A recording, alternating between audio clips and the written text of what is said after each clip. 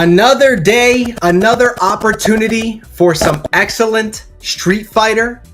We've got FlyQuest Fight Series number 52, a whole full years of FlyQuest Fight Series. I am Fake Bruno, and I am joined by none other than Kizzy K. How you feeling tonight?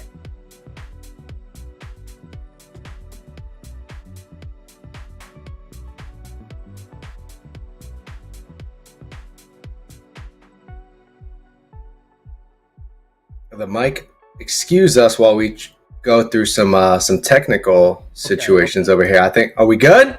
I am Yes. here. Obviously my voice couldn't come tonight, but I gotta say, man, 52 tournaments.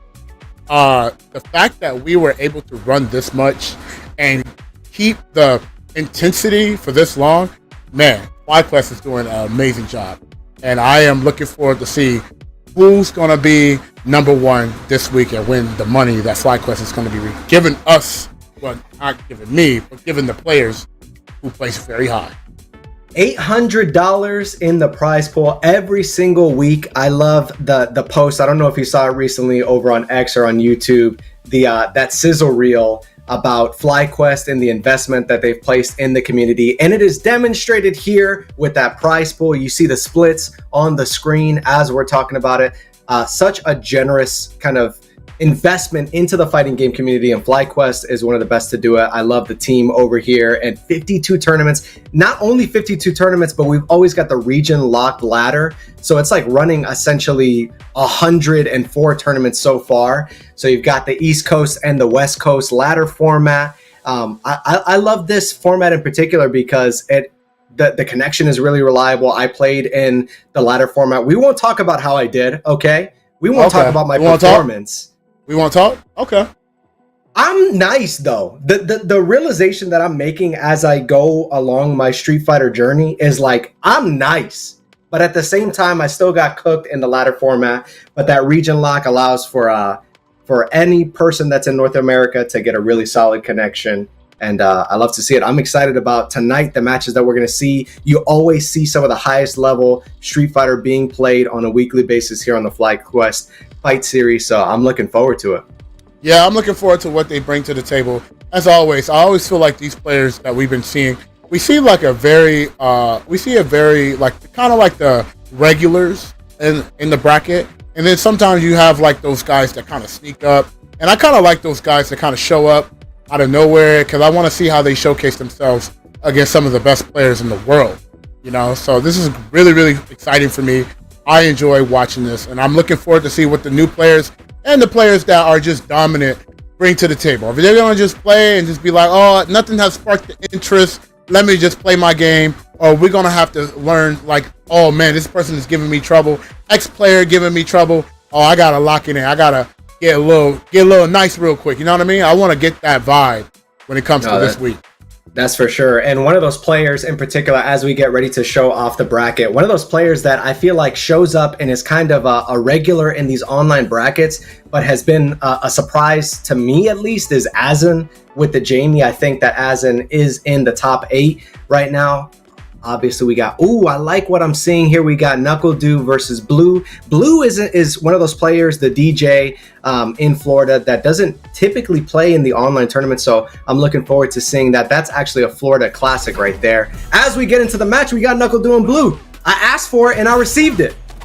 Yep. And now we got right off the back, keeping the pressure, walking forward. Punk is NACL is really good at just walking forward.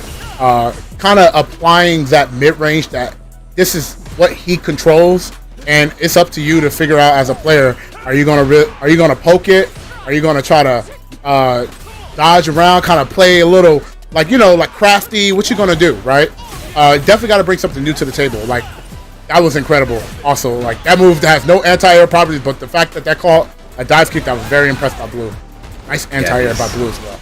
These players are always ready for the scenarios. And like I said, this is kind of a Central Florida classic. Gets the pickup, and we continue the pressure in the corner. Does get the opening, is unable to keep it going and get the round. But one more guess. What a bold decision. The OD up kicks. What is he cooking? Yeah, sometimes I feel like just because of that option there, it really feels like that Blue plays NACL quite a bit. To do that option in a game like this, you kind of got to know the contact numbers, information. They go to parties and everything, because that was a big read. He's got the social security number, the birth certificate. He's ready to go. As NACL gets the opening and forces the right corner this time, now Blue has to guess correctly. Tex. And as we were talking before the broadcast, it's like, If you make one wrong decision, you pay the price. The counter hit jabs from Blue. He's ready to go. As you said, these players play offense. Shout out to SoFlo Dojo, Rock Dojo. I'm a Central Florida native myself, so I have seen a couple of different local tournaments, Island Paradise, that these two have played each other, and Blue is really poised to kind of take that next step as he gets the opening necessary. Doesn't need to spend any bar, able to get that game one, and I wonder if this is a sign of things to come in this set. Yeah, I mean, I feel like, again, like, NACL also, he plays DJ as well. So I think, he had that confidence being like, I need to work on my Cammy. Let me see how good I play in this matchup. And Blue definitely shows that, like, you have to come with something very unique if you're going to try to play Cammy. Feels very comfortable in the matchup.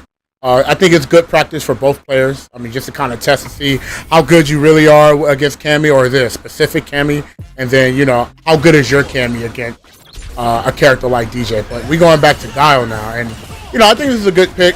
Definitely play that slow, precise gameplay. Really can't deal with a lot. Not having to jump a lot, so definitely have to hold that ground, throw the fireballs, and play that mid range that Guile dominant at. Yeah, and as you say that, Blue already taking NACL into the corner, getting the anti-air to keep him there, and this is a really tough situation. What I think is interesting is the fact that NACL immediately went Guile. Sometimes he waits 2 games to kind of feel it out, but he feels confident in the character pick that he's going to be able to weather the storm from Blue with this new character, but he's still in the corner. Oh, that's a missed input error, and that anti-air was already ready for anything. Right, we're in the mid-range here. NACL kind of conceding some space, going to the left corner, kind of going back over there. Yeah, I think what NACL was trying to walk forward, kind of test to see what he was looking for, and definitely was not looking for this. And one more chance. Oh my goodness gracious. Yeah, just doing what I mean by, like, I think they played each other quite a bit. I mean, that's some very, very, very interactive uppercuts, reversals. I like to call. I mean, an incredibly audacious decision indeed. And NACL, you rarely see NACL in this position where he's like kind of on the back foot. One of the best players in the world, but the fact that Blue has his number so far as NACL mounts his comeback in the game, Blue is like that. And I think that we're going to see a lot of Blue coming up in the summer. You got the major tournaments coming on, and if Blue is going to be able to travel, we're definitely going to see some of Blue in the standings. Yeah. Yep, and like I said, NACL is always those players that plays starts really slow. But like I feel like once NACL gets his flow, you'll start seeing like why he's one of the best players in the world. He just tests the waters, trying to see how the player is adapting and what options that they're relying on, what they're choosing, things like that. So I'm looking forward to what Blue adjusts once NACL kind of get their flow going. Yeah, it's what they always say about the first game is just data. You've been watching Severance? Oh no, I have not. You haven't seen it? Okay, then my reference is not going to I watched the first season. Oh yeah, but it's macro data refinement. Game 1 is always macro data refinement. Oh, okay. Don't spoil it. I'm only on like episode 3, bro.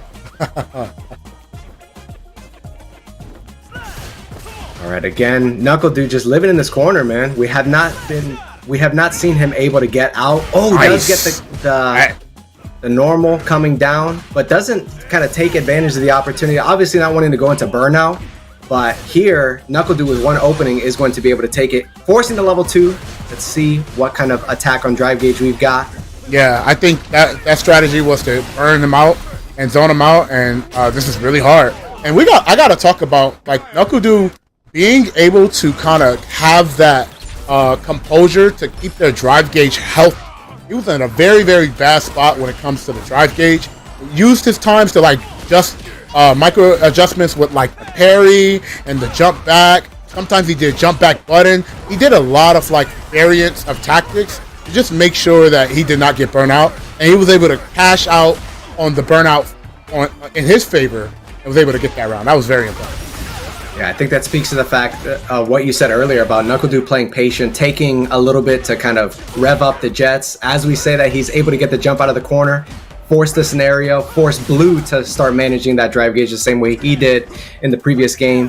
But it looks like NuckleDu has some momentum here. Oh, able to get the extension with the level 1. Does a kill? It is the KO. The first round to NuckleDu. Yeah, NuckleDu's one of those players, like, you know, NuckleDu likes to have fun. You know, so like when he like acknowledged that, oh, okay, this is the kind of player I'm playing, then he starts turning the gears slowly but surely, and you know, slows the game down, and it's like a whole different player. You know, went from fun to like extremely boring. Yeah, bro, he is trying to speed run through the bracket so he can open up some of those Pokemon packs. And I just realized, bro, you are a DJ player. Like, given like upon release, you were among the best DJ players out there. So, what do you think about this matchup? You know, I think that the more I play this matchup more, I think this is like a very fair 5-5 matchup. I think, obviously, DJ has a lot of evasive ways to deal with the Fireball. And EX Fireball, I would say, has the advantages, especially throwing tossed out in the mid-range. But I think the biggest thing that DJ has to really deal with is, like, not having like a lot of ways to fight in burnout. That is going to be like the biggest thing. So if you're going to spend all of your resources, be sure that it counts, because if it doesn't work, you're in burnout, you're not going to have a good time. Yeah, we saw it reflected there at the end of the game as NuckleDu goes up 2-1. And we saw it in the previous round too, where he tried to sway through because he was in burnout, and NuckleDu was aware of that option, was able to neutralize it immediately. So it really does look like Blue is having to switch up the strategies if he wants to tie things up, take this to a game 5. But NuckleDu is content being in the corner, managing that drive gauge, changing up the strategies, and here a huge punish for Blue. Beautiful jump. That was a great jump. Clutch moment. 40% damage in a throw loop situation right here, so they could do a lot. Put NuckleDu in an uncomfortable situation. Doesn't get the up kicks because the counter hit doesn't collide with the counter hit. Yeah, another thing that's good in this matchup too is that DJ has a sweep that is relatively usually very punishable in most games, but at the max tip is very hard to punish. But being able to get a soft knockdown like that a lot in this matchup is very helpful.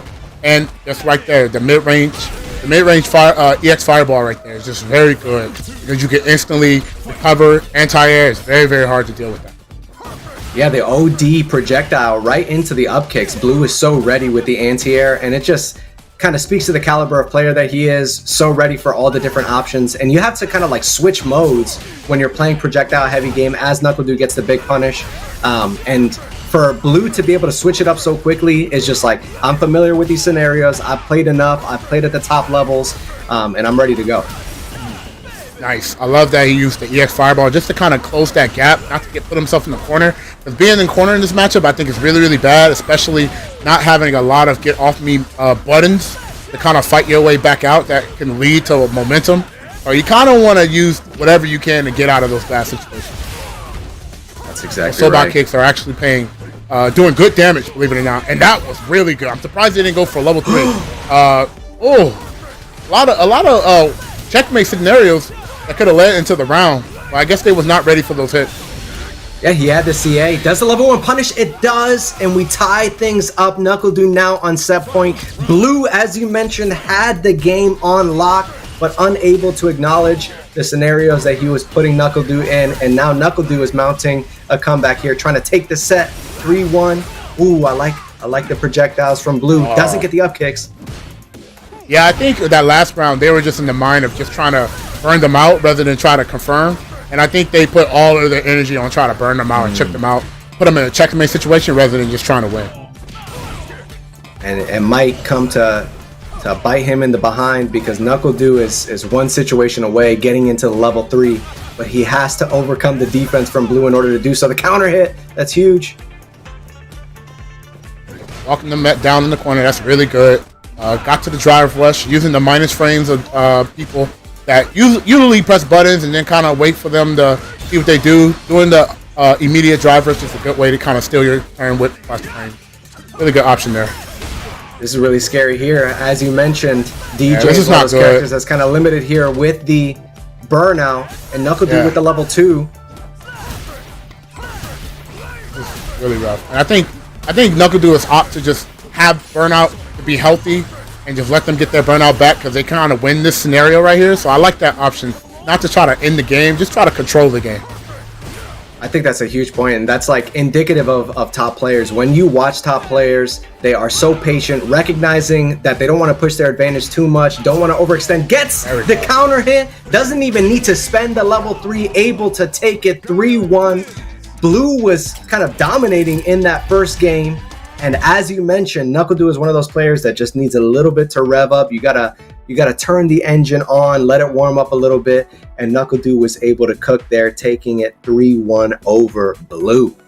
Yeah, that was actually very, very impressive. Again, Blue was starting off very dominant, like asserting their dominance, making sure that like NuckleDu felt very, very uncomfortable. And you know, like I said, NuckleDu's one of those players that he doesn't start off very, very fast whatsoever. He's a very slow.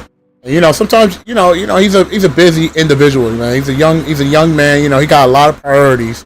But you know, then once he realized that he kind of gotta prioritize winning this a little bit.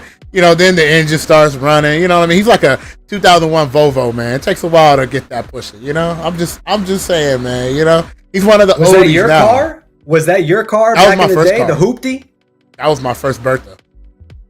Bro, I had a 1999 Nissan Altima. Dude, that's a Bertha too. Dude, that's a Bertha, bro. I would be on the highway. That's a very Bertha car. With my foot on the accelerator, because if I wasn't accelerating, the car would turn off. I miss those days where you had to manually push down the windows to roll the window down. Yeah, y'all don't understand, man. That was some struggle time. Before the era of like Bluetooth speakers in the car, I would bring a little Bluetooth speaker and put it in the cup holder. I'm out here listening to Mac Miller on like max volume on the highway. Air conditioner doesn't work. Yep, dude. Lucky you. I had to carry my portable radio with me because if you leave that in the car, sometimes you walk in and it may not be there. So I had to carry that with me everywhere I went. It was almost like a touchscreen Android phone, you know, back in the day. So we're some card carrying unks. The point being is that we're just like ancient, and simply Ego is going to be showing Punk whether or not he's got the unk status, reacting to the drive impacts. Punk piling on the pressure, already establishing the shimmy game that Punk is so incredibly known for. FlyQuest very own. Yeah. One thing in this matchup is that, you know, JP is not really a very interactive character. So just because of kind of like that archetype, you kind of got to apply the pressure immediately and make them feel very, very uncomfortable. And Punk, you know, being a world-class player, understands it. Going for the American reset, going into the throw. That is absolutely not real, but if you're not ready for it the way that Simply Ego was not ready for it, it is going to net Punk the round.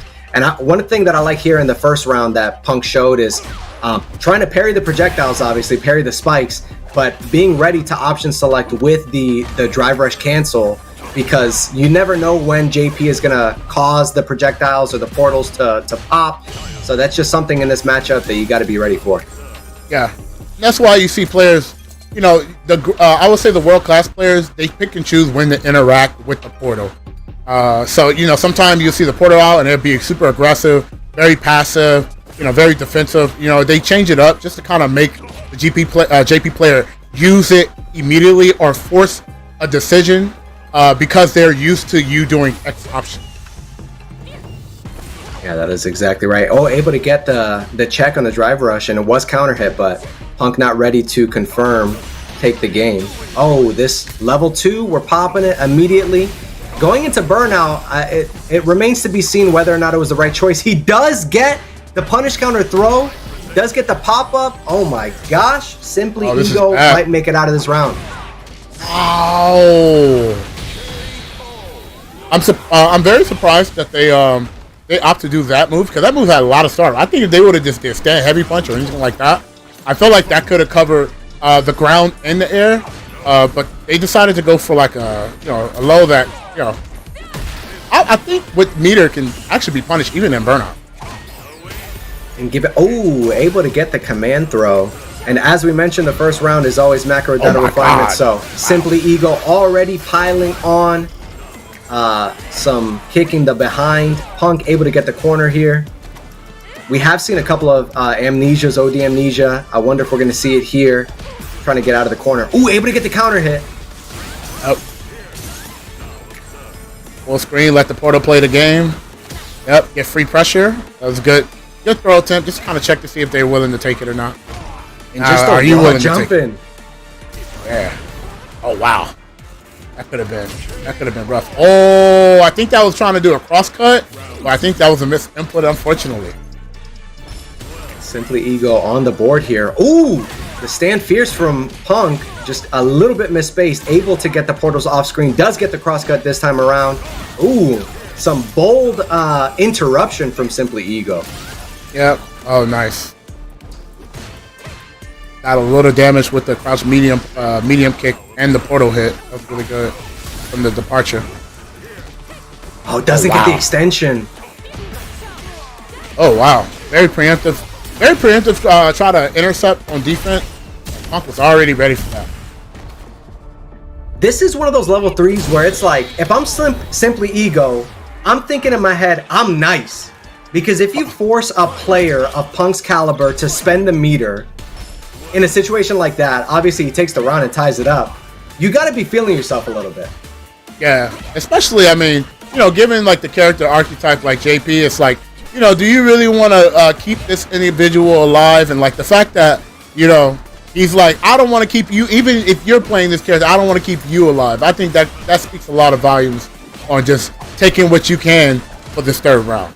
But if Simply Ego were Buns, then Punk would have no qualms about not spending any meter there. He knows he can have the comeback without spending it. So Simply Ego's like, yo, I'm really him. Empathy indeed. Oh, I like it. Goes for the light. Doesn't get the extension. Pops level 2. Attack on drive gauge here. Oh, but Punk is so well practiced. Although Simply Ego is able to get the full screen there, he does pay the price. Oh my gosh, the whiff punish. That low forward is so far reaching there we go. from Cammy. Yeah, Simply Ego almost could have been really, really bad. Just trying to be very preemptive in the mid range, and you know, I think a character like Punk, a player like Punk, you don't want to do that. You know, you don't want to be very preemptive. You want to kind of use your a lot of ways to kind of test his reactions rather than throwing out something big that can, I guess, solidify how good his reaction is. No, but as we're going into this next game, Simply Ego tying things up. I know that at some point it's like, yeah, we're doing online weeklies. You got the best of the best playing on a daily basis throughout the week, but you took a game off of the Evo 2024 champ. Yeah, we took the game. Let's see if we can get. Let's see if we can get another game. I want to see more games, baby. I love watching this. Oof. Okay, nice anti-air right there. Oh man, just using a lot of options. And you know, like I said, Punk is just going to try to play it out and just stop everything that you try to do. Anything that is very, very unsafe, especially having a lot of resources, just trying to end the game really well, very effectively. And that was game 2. That was very complete. I wonder what Simply Egos is going to do to adjust to that. I don't know if he heard me talking smack and he's like, I took that personally, and immediately goes in for the perfect, but Simply Ego is definitely going to have to make some adjustments. We did see a lot of amnesia on Wake Up, a lot of corner pressure that Punk was able to put on display, and it really does seem like maybe at this point, Punk has figured out the game plan that Simply Ego wants to go for. Yeah, I mean, it just shows that Simply Ego, especially in a situation where he has to stay in the mid, they got to stay in their mid-range, but in the corner, they're just not comfortable, right? They're not comfortable. They don't trust themselves into like fighting out these bad situations or defending out these bad situations. They're willing out to like choose options that could potentially be a big payout. And against a high caliber like Punk, that doesn't work all the time. You know, you gotta kind of squeeze it in there rather than it being like your predominant gameplay. And this game is like a big swing kind of game. If you get a couple of key openings, you're able to take rounds pretty reliably, even against players that are quote unquote better than you. So it looks like what Punk did is the same thing that Knuckle Dude did in the previous game. He just needed a couple of rounds, a couple of games in order to really get a feel for what Simply Eagle wants to do, how he wants to approach his offense, how he wants to approach his defense. And now Punk, a player with so many years of experience, has played against the best of the best, is like, he's looking for level now 3. I know what you want to do. Yeah, he's looking for level 3. How much you want to bet? On reaction. Yeah, on reaction, bro. Don't do it. Don't give it to him. Oh. My God. Bro, you're a clairvoyant. Tell me my future, because you had it on lock.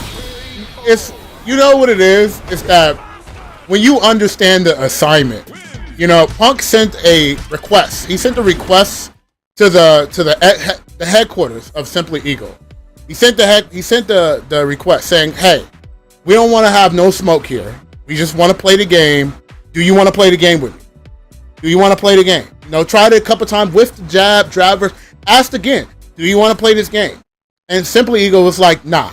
And he was like, "Okay, GG." And now it was kind of like the communication in game that kind of showcased itself. And yeah, it was that's all she wrote. It said request denied. But Kizzy, I did not know that you were a fortune teller. Can you tell me whether or not at any point in time I win Capcom Cup? Yeah, actually, I just got the notification on my phone, and it reads absolutely not. So, you know, if you ever had dreams about winning, my bad. You know, that's just what the fortune spear told me. But you know, who knows? I could be wrong. You could be an evil champion, probably in 30-35. You know, I'm not really with sure. Your clairvoyant skills, I'm gonna say that's a pretty reliable outcome. It might have to be my son who does it in the future. Something like a Blas situation. Everybody was talking about how Blas was like reviewing tape with his dad post Capcom Cup set. So maybe it's my son that's gonna take up for me and win Capcom Cup at some point. But it's okay. Sure. It's okay. You know, I'm hurt, but I get it. Well, that's gonna be 100 and something years. So I hope you got some VHS tapes to pre-record of you coaching for them. You know, for your son. 100 years for what? I mean, hey, dude, the evil champion, 30. I said 35, man. That's a very long time. At some point, they're gonna figure out ways to elongate life, bro. In my lifetime, so. So we Black Mirror now, okay. That just means I'm trash, bro. That it takes me 1,000 years to win evil. I've got 1,000 years from now to 35. I'm dookie, bro. I'm not even going to try at this point. Flux Waves versus the Midwest Boxer. I did see in the latter format that a Midwest Boxer was able to take a game or take the set against Punk, and that was pretty surprising to me. So I'm not familiar. I'm not too familiar with the Midwest Boxer's game. Yeah, Sagu is definitely one of the stronger Eds that I've watched. Definitely studied. Definitely very understanding of how they play. Very controlled. Very concise. Very well-rounded, I like to say. And, you know, seeing this type of gameplay, seeing that he does well is not surprising. And Flux Waves, I think, switched from this character and now playing a lot of Aki, so I think this is going to be a very fun match to watch. We don't see the drive reversal there on the Cruel Fate. Ooh, able to get the punish counter and the low on Wake Up is all that Flux Waves needs to take the first round. Ed is one of those characters that likes playing at like that 3/4 screen range, and Flux Waves, we saw in the previous round, he was just absolutely piecing him up at kind of the 1 to 2 character lengths away. So I wonder if Midwest Boxer is going to be adjusting that spacing in order to really make the most out of Ed's tools. Yeah, and again, like one biggest tool in this mid range that you kind of want to just always harass, especially a character like Aki, is definitely just Flicker. Flicker is kind of like your best friend in this match, and making sure that it forces her to kind of jump or try to use a lot of evasive options to kind of deal with it. Oh, misspaced the jump, but able to get the air-to-air to keep Flux Waves in the corner. Oh, a jump in, but an empty jump in. I don't know if he was expecting the perfect parry. That is certainly going to be the game for Flux Waves. Doesn't need to spend any bar. Takes the game for free 99, the 5-finger discount. That was really good. Oh, I think that was input error. Probably try to drive impact that and was coming from down back and press forward to try to hit it. But, you know, inputs simple error always happens. All I know is that it was a little bit suspect. Going for I'm surprised they didn't let it rip. Oh my gosh, the perfect parry there on the flicker immediately. FluxWaves is in his bag right now. Midwest Boxer able to get the back throw, set up this full screen pressure. Yes, I like that they're trying to buff, just trying to make sure to see what they're reacting to. Not baiting out any of the evasive tactics that Aki has. Definitely trying to use a lot of projectiles, call out the drive rush forward. Still holding their ground, good jumping right there, just kind of controlling the mid-range right now. And like I said, this is really good for Boxer right now because they have the life lead right now. So they're just playing like the poking game. They got 41 seconds on the clock. They're doing good. But that opening is going to turn the tides for Midwest Boxer. Now you're in the corner, and FluxWaves has the poison on, able to get the extension. Here we go with the your loop. favorite thing. This is your favorite thing, Kizzy. Come on. No, it's definitely not my favorite thing. Please do not tarnish my name, please. What's your favorite aspect of Street Fighter 6? My favorite aspect is the juggle system. When you get like a punish counter in the air, I love those. I think that's the coolest thing ever. We did see some of that with in the previous round against Punk. The JP able to get the force knockdown scenarios and get some juggles. Oh, level 2 here. Yeah, that was a great bait. Like I said, Dagu was definitely looking for that situation all the time, and I like that he was still disciplined of just making sure he make that play and was able to execute that. Level 2 did mad damage. They nerfed this character to the ground, but he's still nice. I love the roundhouse confirm into the level 3. That's not going to be it, but it's going to put Midwest Boxer near burnout. 1 pixel left. Level 3 on wake up now. Ooh, this is bad. This is really bad. Yeah, very hard circumstances right there because, again, like Ed doesn't really have a lot of like crazy mobility that is like that can surprise you. You know what I mean? So it's just very hard just being in that range where a character can just throw a fireball full screen and just walk forward. You know, and that literally controls like 3 of the 4 options in the game, hands down, right? So it's just very unfortunate. At that point, it's just checking. Yeah. Especially against a character whose game plan is, even if you have full drive gauge, Aki's game plan is that full screen slow fireball drive rush in. So burnout, you got 1 pixel left, you're fighting for your life. Do we get the color change? Maybe it was like some woo saw, some deep breaths in through the nose, out through the mouth. Oh, we got the color change, the classic FGC tactic. Let's see if our Midwest Boxer can get a game on the board here. Okay. Throwing a lot. Yep, I think they're going to try to get as much damage off the round. And they did, and this is round. You guessed wrong once, and you paid for it with 40% of your life gauge. A level 1 is all FluxWaves needs in order to get the perfect and the set point here to move on in FlyQuest Fight Series number 52. Let's see.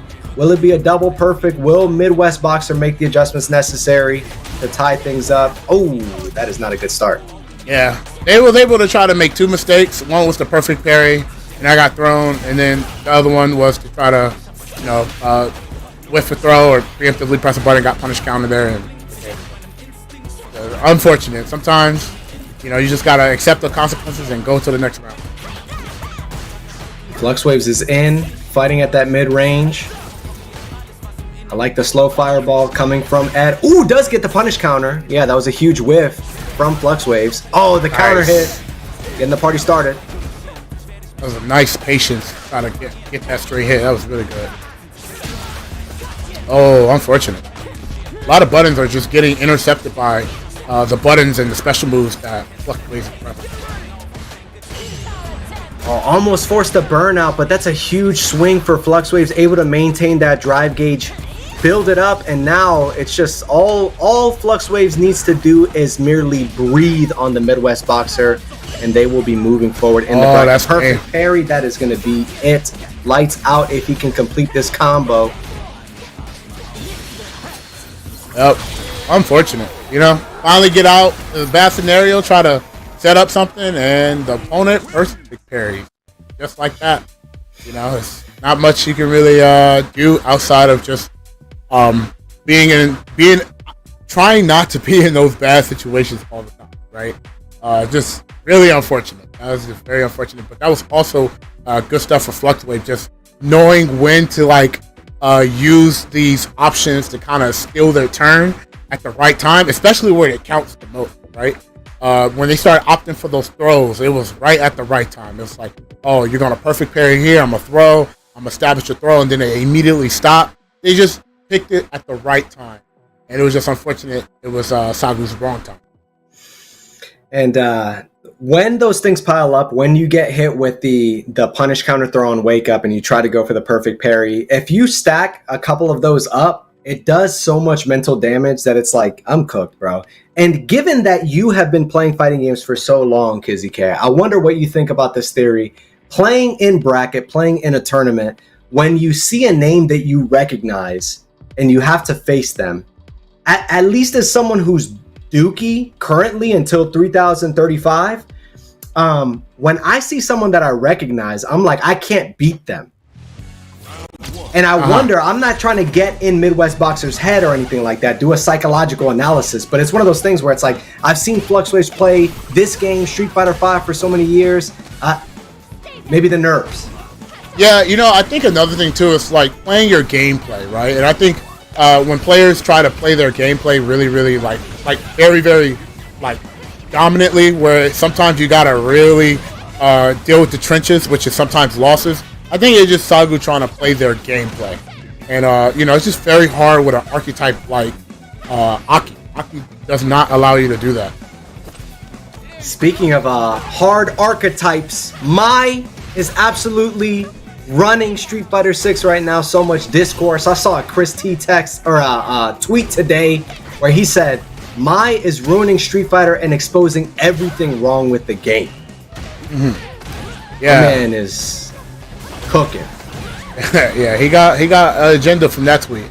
And right now, Azan got the corner carry, was able to turn that back. I thought something was going to start cooking.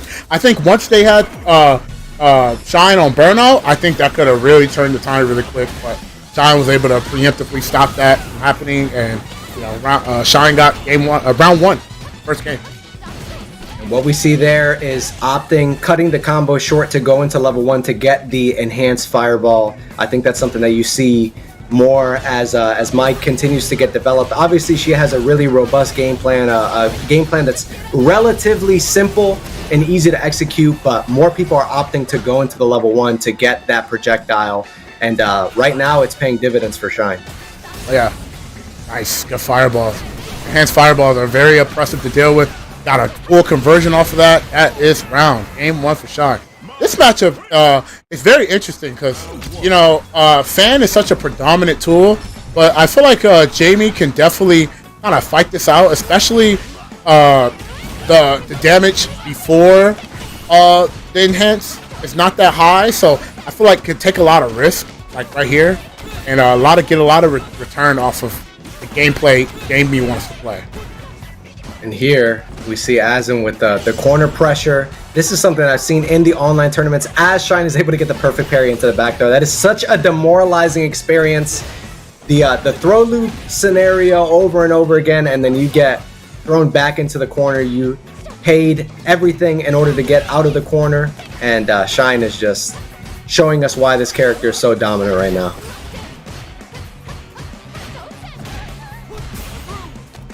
Nice pressure. Got to get the level 2 drink. Now Bakai's in play.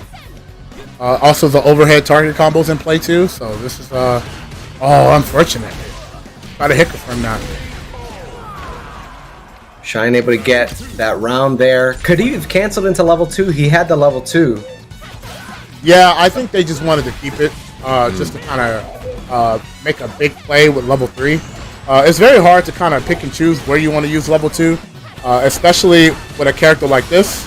But because it wasn't EX, he wasn't able to cancel it. Right. That's what it is. Gets the back throw, and now you have to fight for your life. Ooh! Since we got the drinks on deck, able to use the special move through the projectile there and force Shine into the corner now. Trying to see if he's going to press on the Rekkas. Ooh! Counter hit! Yes. A lot of damage. A lot of return off of that level 2. That was really good. Also really good, too, is that does a lot of chip on the drive gauge, so I really like that they opt to like really keep that pressure for the drive gauge. Here, so early on in the round, able to get the plus frames on the drive rush cancel in, and you're fighting for your drive gauge life. It's barely a sliver left. Now we're in the green on the side of Jamie, but this is where you want to be. You definitely don't want to be in the corner getting pressured by Mai, but unfortunately, the feint on the dive kick there does force nearly a corner scenario for Azen. Another drink on the board. This is huge. Nice. Level 3 now. Oh, was right at the max range man grab. Now, that was punish counter, so they got burnt out. It's a lot of... I think they're dead right now. Yep, they're dead. Yo. That... I'm gonna speak for Azen. That sucks. Going for the full screen, I feel like he was just a pixel away from landing that command throw. And that one mistake is all that Shine needed in order to force the burnout and absolutely just guarantee the end of that game. But Azen is absolutely showing some signs of life here, able to get some offense started. But it's about really mitigating some of those moments where you're making those mistakes, able to get the fuzzy block. Nice, good counter poke with the stand jab. Oh, This their meaty setup got thrown. Wake up, really bad now. Got all that work to put him in the corner just to get put in the corner and throw loop. I like the stand medium kick. Chips as well. Oh, cannot jump out. Can't do anything, bro. Able to get the counter hit, thankfully, forcing kind of the mid-screen scenario here. I like that. Just backdashing, trying to make sure that the fans, even if they do hit, they can't do that much. But as I say that, he does get poked. And we do go into the level 1. Drive gauge is incredibly low. Shine able to take that round with... Is he spent? No. Oh, my gosh, Shine. Input error right there. Match point for Shine. So close to taking this. A lot of scramble scenarios going on. I think the nerves are kind of popping up a little bit. And this would be the first 3-0 if Shine is able to lock it in here. Going for the OD fans. And you're just in jail, bro. You're just straight to jail. I like that. Try to get out of the corner as much as you can. Got level 4 to work with. Got a command grab option. A lot of damage on the table right now. This is good. All right, and now with some corner pressure of his own, able to get the drink off. Yep, now they got 0, so they got to be careful. And this is scary because level 3 is on the board for Shine. So one opening, one drive rush cancel into a combo. Oh my gosh, and he is so ready. That is a world-class player, folks. Ready to do everything, ready to check drive rush, ready to anti-air, ready to optimize.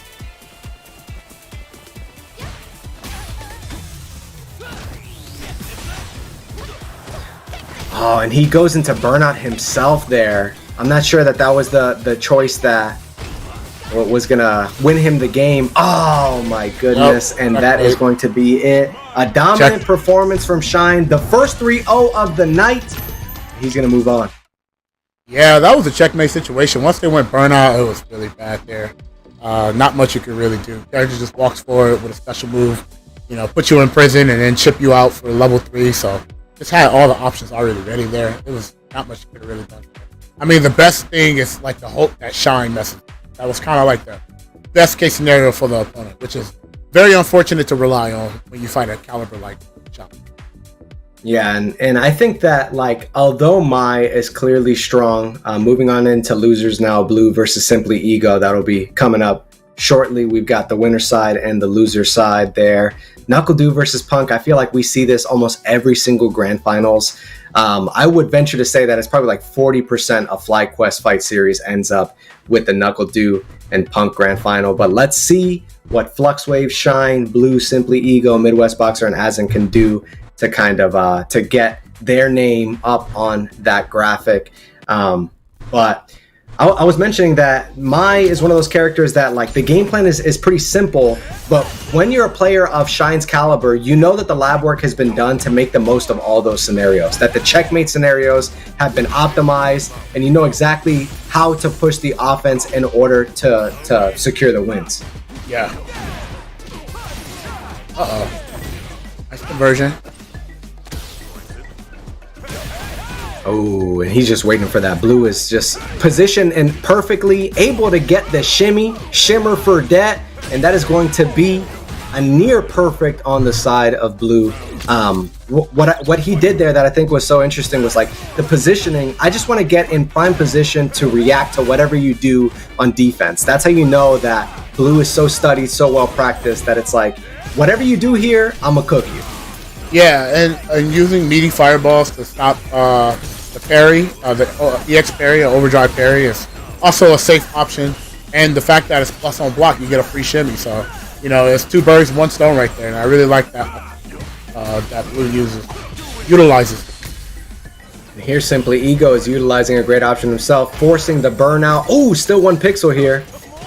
Able to maintain that drive gauge. He absolutely, it was like the brink of death in this drive rush cancel. If he did not have the drive gauge, he would be unable to take this first game. But because he maintained it, he was able to use that last drive rush cancel to go into the level 3 combo. Blue up 1-0.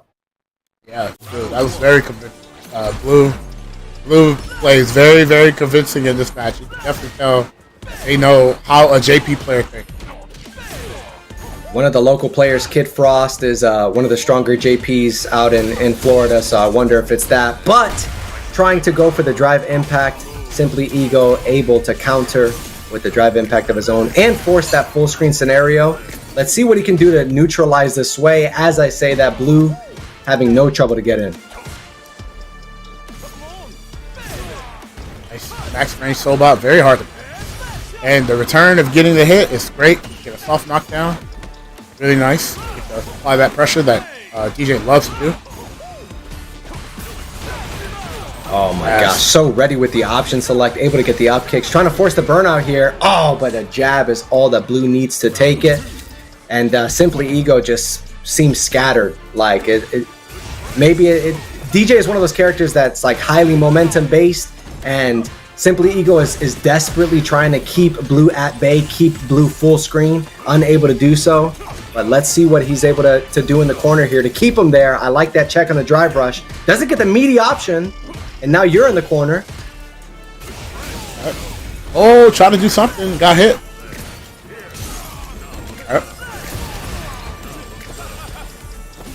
Yeah, a lot of full screen interactions going on right now because nobody wants to get burnt out, and I think right now Blue might be getting burnt out, but able to save themselves, to put themselves in burnout. Like, you ain't gonna burn me out, I'm gonna burn myself out. I'm gonna go of my own accord, and it's the first that we see of kind of Simply Ego able to pile on some pressure and neutralize, weather the storm that Blue's going for. I like what I'm seeing so far, and if he can build upon this game plan, keep Blue out, choose correctly on defense, then we might see a tie game. Nice. Able to keep that throw and buffer the up kicks so you cannot jump and escape. That was very good. I think this is round. Nope, one more chance. That combo scenario looked like City of the Wolves, bro. The feint in the middle of the combo. Yeah, it definitely was. Rock Howard. It definitely was the feint like City of the Wolves. Nice. Burnt out. I think trading fireballs is actually a good idea with Blue. You know. Yep. There you go. Yeah, that was a great scenario. Kind of trade, get a little bit of damage. Don't trade all the time, constantly, but just enough where the next hit is a guaranteed death. You know, and I think that was really good. And we see Blue here just holding onto that parry, getting ready to go into the drive impact, or the drive rush cancel rather. Oh my gosh, 2 fat punish counters from Simply Ego. Cane to the face. You can tell Simply Ego loved that stand heavy. Bro, a cane to the face like that, like pure wood, just straight to the noggin, you're cooked. I mean, you know, I say, man, JP is part of the Price family, dude. You have to explain this to me, bro. Well, who is the Price family? Fisher Price. I see. Yeah, that's the Price family. He plays himself. Okay, nice match point for Blue right now. Blue is holding it down. Bro, we went from no 3-0s to the 3-0 from Shine and to a potential 3-0 for Blue? What's going on here? What's in the water? Yeah, I just think the players that we're running into is like the confidence in their mid range is like really telling. Like I said, Blue just feels very, very confident in what's going to happen and how it's going to play out, and is willing to kind of like spin and take those risks because they know that it's going to pay out.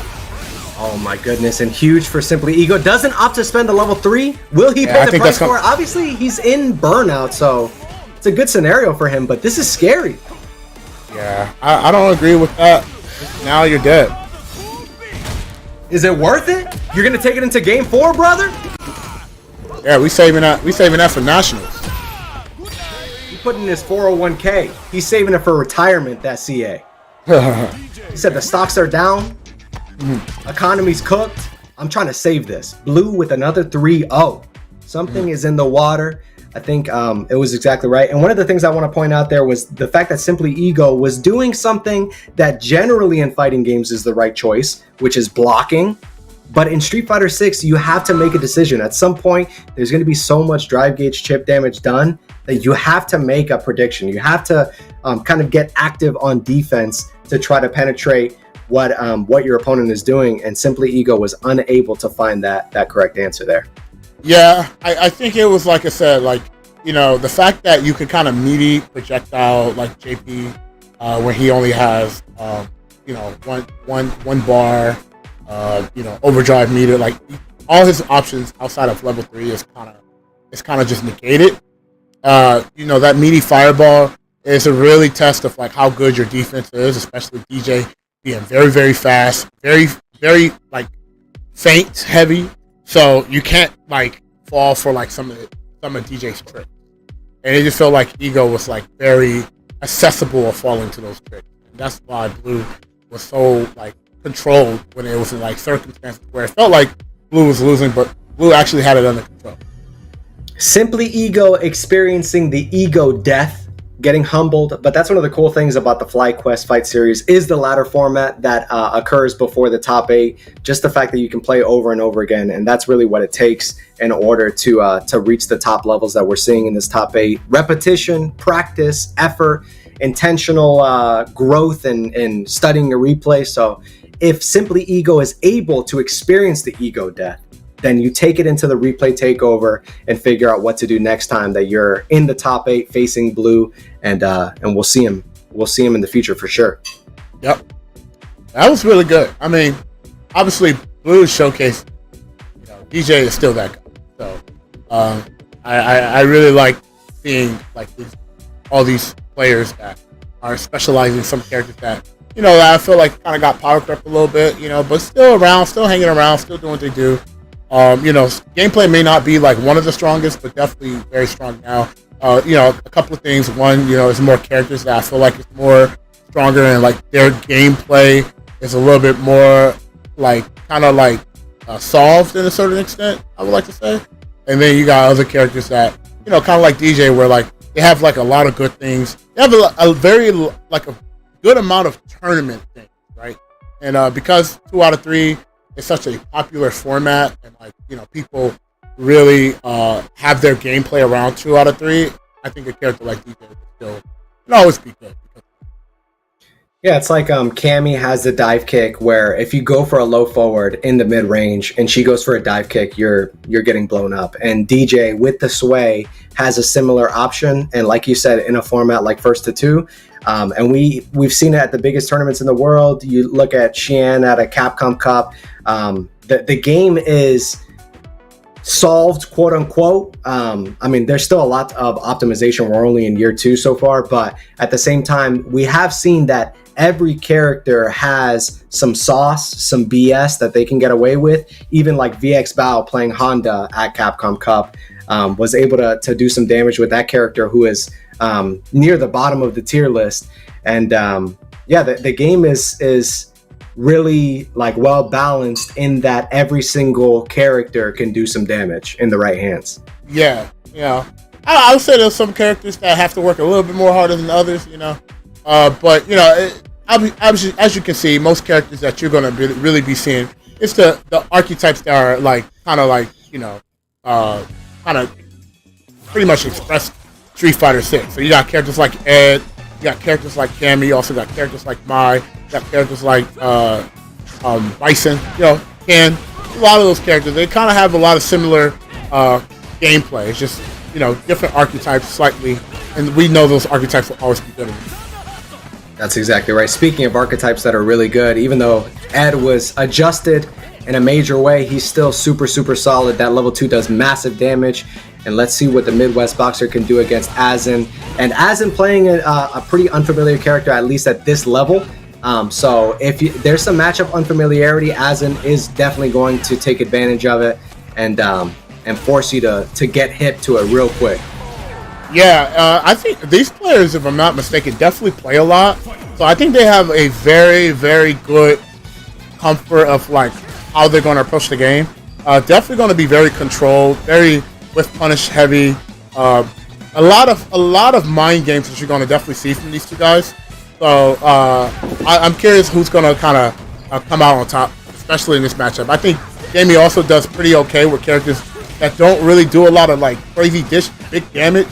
And again, like kind of play that control mid-range as well. And Ed kind of plays that archetype as well. So it's going to be a battle of like the mid-range, who gets the good hit, who puts himself in the corner, who locks him down. That's exactly right. And Midwest Boxer, just a moment ago, able to get out of the corner and force the mid-range scenario, trying to push Azen into this corner here, just poking, piecing each other up, trying to go for those whiff punishes that we've seen both of these players be so adept at. And secondary to the match, I want to make an observation, bro. There is no Ken in this top 8. He's the worst Shoto. He needs buffs, bro. Oh, yeah? He's bad. Like, he's not in top 8 at FlyQuest Fight Series number 52, so the character is obviously bad. I mean, you check the West? You're right. Bro, you're a clairvoyant. You can see the future. You see the X's and O's, bro. I'm an anti-down player connoisseur, bro. You love to see it. As we're talking, Midwest Boxer are able to tie things up. No perfect parry attempt from Midwest Boxer. It's one of those things that you don't often see at the highest levels because players are so adept at the anti-airs, going for them straight up. In the corner here, Azen has so many counter hit scenarios, so many tricky ways of playing it out. Could have killed, didn't get the opening, but still secures the perfect. Azen up 1-0 in the set, losers round 1. But it was, up until that point, it was a relatively even game so far. Let's see what Midwest Boxer is going to do in order to try to tie things up. Yeah, like I said, this is going to be a very slow match. These guys are going to play for the clock. They're going to play for the life lead. They're going to play very controlled, very concise, very, I would say, like, perfect. They want to play perfect. They want to have the perfect scenario for all situations and not really take a lot of unnecessary risks and unnecessary movements to get hit in this game. Speaking of playing perfect, Midwest Boxer using that perfect pair to get out of the corner there, but still Azen able to spend that level 1, doesn't kill, but definitely in an advantageous position there. Does not kind of get shook by the potential charging of the normal there. Oh my gosh, you had the game and yet you conceded. You flinched once. And Ed is one of those characters that's definitely going to punish you if you hesitate even a bit. Yeah, I'm surprised they pressed something because they were in burnout. I mean, there was really no options you can do to stop that. So I'm curious. I wonder if it was Bakai, if I'm not mistaken, but I'm not sure how many drinks they had. But yeah, just unfortunate. I love the frame kill scenarios. It's always cool seeing at this level the unique ways that players are using frame kills, and it's a mind game in and of itself. I'm going to go for the frame kill, so you think that I'm setting up for the throw, but I'm going to shimmy you instead. And as I say that, Azen going for the semi-shimmy of the dive kick, the EX dive kick. And here, he's just in dominant position to go up 2-0, man. This is such a scary thing. Jamie lacks a lot of tools. Going for the option select into the level 3. Jamie is a character that lacks a lot of tools, but when he's able to mount that offensive pressure, get that game plan started, it's like, bro, Is this character's low tier? Really? Yeah, that was really good. And I really like how they opt to go for a burnout combo route, so they could get the meaty, the safe jump setup, because Jamie's super is Jamie's DP is slower than most. So to get that safe jump, to get a checkmate burnout, that was just very, very good. Good player decision making. I really like that. That was very, very special to recognize. Yeah, player awareness and just acknowledging what the drive gauge, what the drive meter situation is, what the super art situation is. It's one of those things that if you're a player that's trying to improve, being aware of the counter hit scenarios, being aware of when you can extend your combo, being aware of when you can cash out to get max damage, those are the things that are required if you want to take things to the next level. Oh, I like the poke that they use for target combo. That was really good. I think they're gonna go into level 2. I think this is game. Oh my gosh, bro! This character hits like a truck. Yeah, because once you get into level 4, he gets that damage boost. So I think that was like their mindset. Was like, let me spend this level 2, get the max damage if you can, and try to cash out. And it's different from what you typically see, because it's usually Jamie players treat it like a V-trigger sweep, where you're going for the sweep and then you're going to cancel into V-trigger. Jamie players will use level 2 to try to go for a special move into the level 2. But as in with the presence of mind, we're talking about player decision making, and bro is in his bag right now. Algo was not trying to get, wasn't able to get the dream combo, but got a lot of damage, got a lot of control right now. Don't really have to kind of take a lot of risks. Just poke, harass Azan in the mid range. That was true. If you want to come back in the set, a perfect is definitely the best route to do it. Best way to do it. We almost got a level 2 on deck for Midwest Boxer. Another opportunity to go for the dream combo. Oh my gosh, the footsies, the attempt of the whiff punish there with the sweep. I think they did not recognize that they were going to get the hit and confirm too late. But almost in burnout, so this is really bad. But Azan is still willing to kind of fight. Yep, put him in burnout, tip him down a little bit, put him in the corner, get a lot of plus frames. Got a throw pretty much. A lot of throw damage right here. Capitalizing on a lot of that. Good damage. They could rock the game up, but I think they're going to try to chip him out. Just try to get a lot of chip as much as they can before they close it out. But right now, fought back out, got 3 drinks, missed the conversion. That could have been game. And right there, they were still looking for it. That was really good, and I think this is game. I actually think this is game because they got an extra damage boost. Oh, almost. Crazy. They got full drive meter, too. This is really rough. Oh no. Man, the That's very unfortunate. Secures Asin with the 3-0 against Midwest Boxer. Midwest Boxer, they're like mounting a comeback with that perfect, but just when you get put in those checkmate scenarios, we've seen it so many times tonight. I don't think I've seen an online tournament like one of these weeklies where there have been so many reliable, confirmed checkmate scenarios that are difference makers in each round. So really, really cool stuff that we see there from Asin. Dominant play. Yeah, I mean, it was, like I said, that game is going to be very slow. Both players definitely kind of know each other's style, where they want to go. So I think that gameplay was definitely going to be style versus style. See how who's going to come up top, and that was some good stuff. And I think after all of that crazy gameplay that we got, I think it's time to take a 5-minute break. I think we're going to go take a 5-minute break, guys. I want you guys to don't go anywhere. Stretch, get some water, kind of relax. We're going to be jumping back into some matches right after this.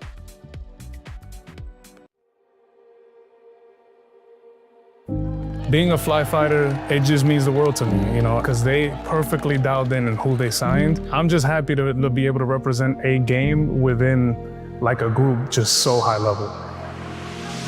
I mean, it means a lot, just because it's cool to see a team like this supporting the FGC as heavily as they do. So it feels a little bit closer to home, there's a lot of orgs that kind of you're supporting everything, but let's dabble a little bit in fighting games. But it feels like someone's treating my home very well, I think the team is very cool. They treat you very well, and I already qualified for EWC, so now I just want to try to win it. Some teams put pressure to perform well, but I feel like my time being here, I've not really felt pressured by it. anyone, I feel like that's a very important thing to have from a team.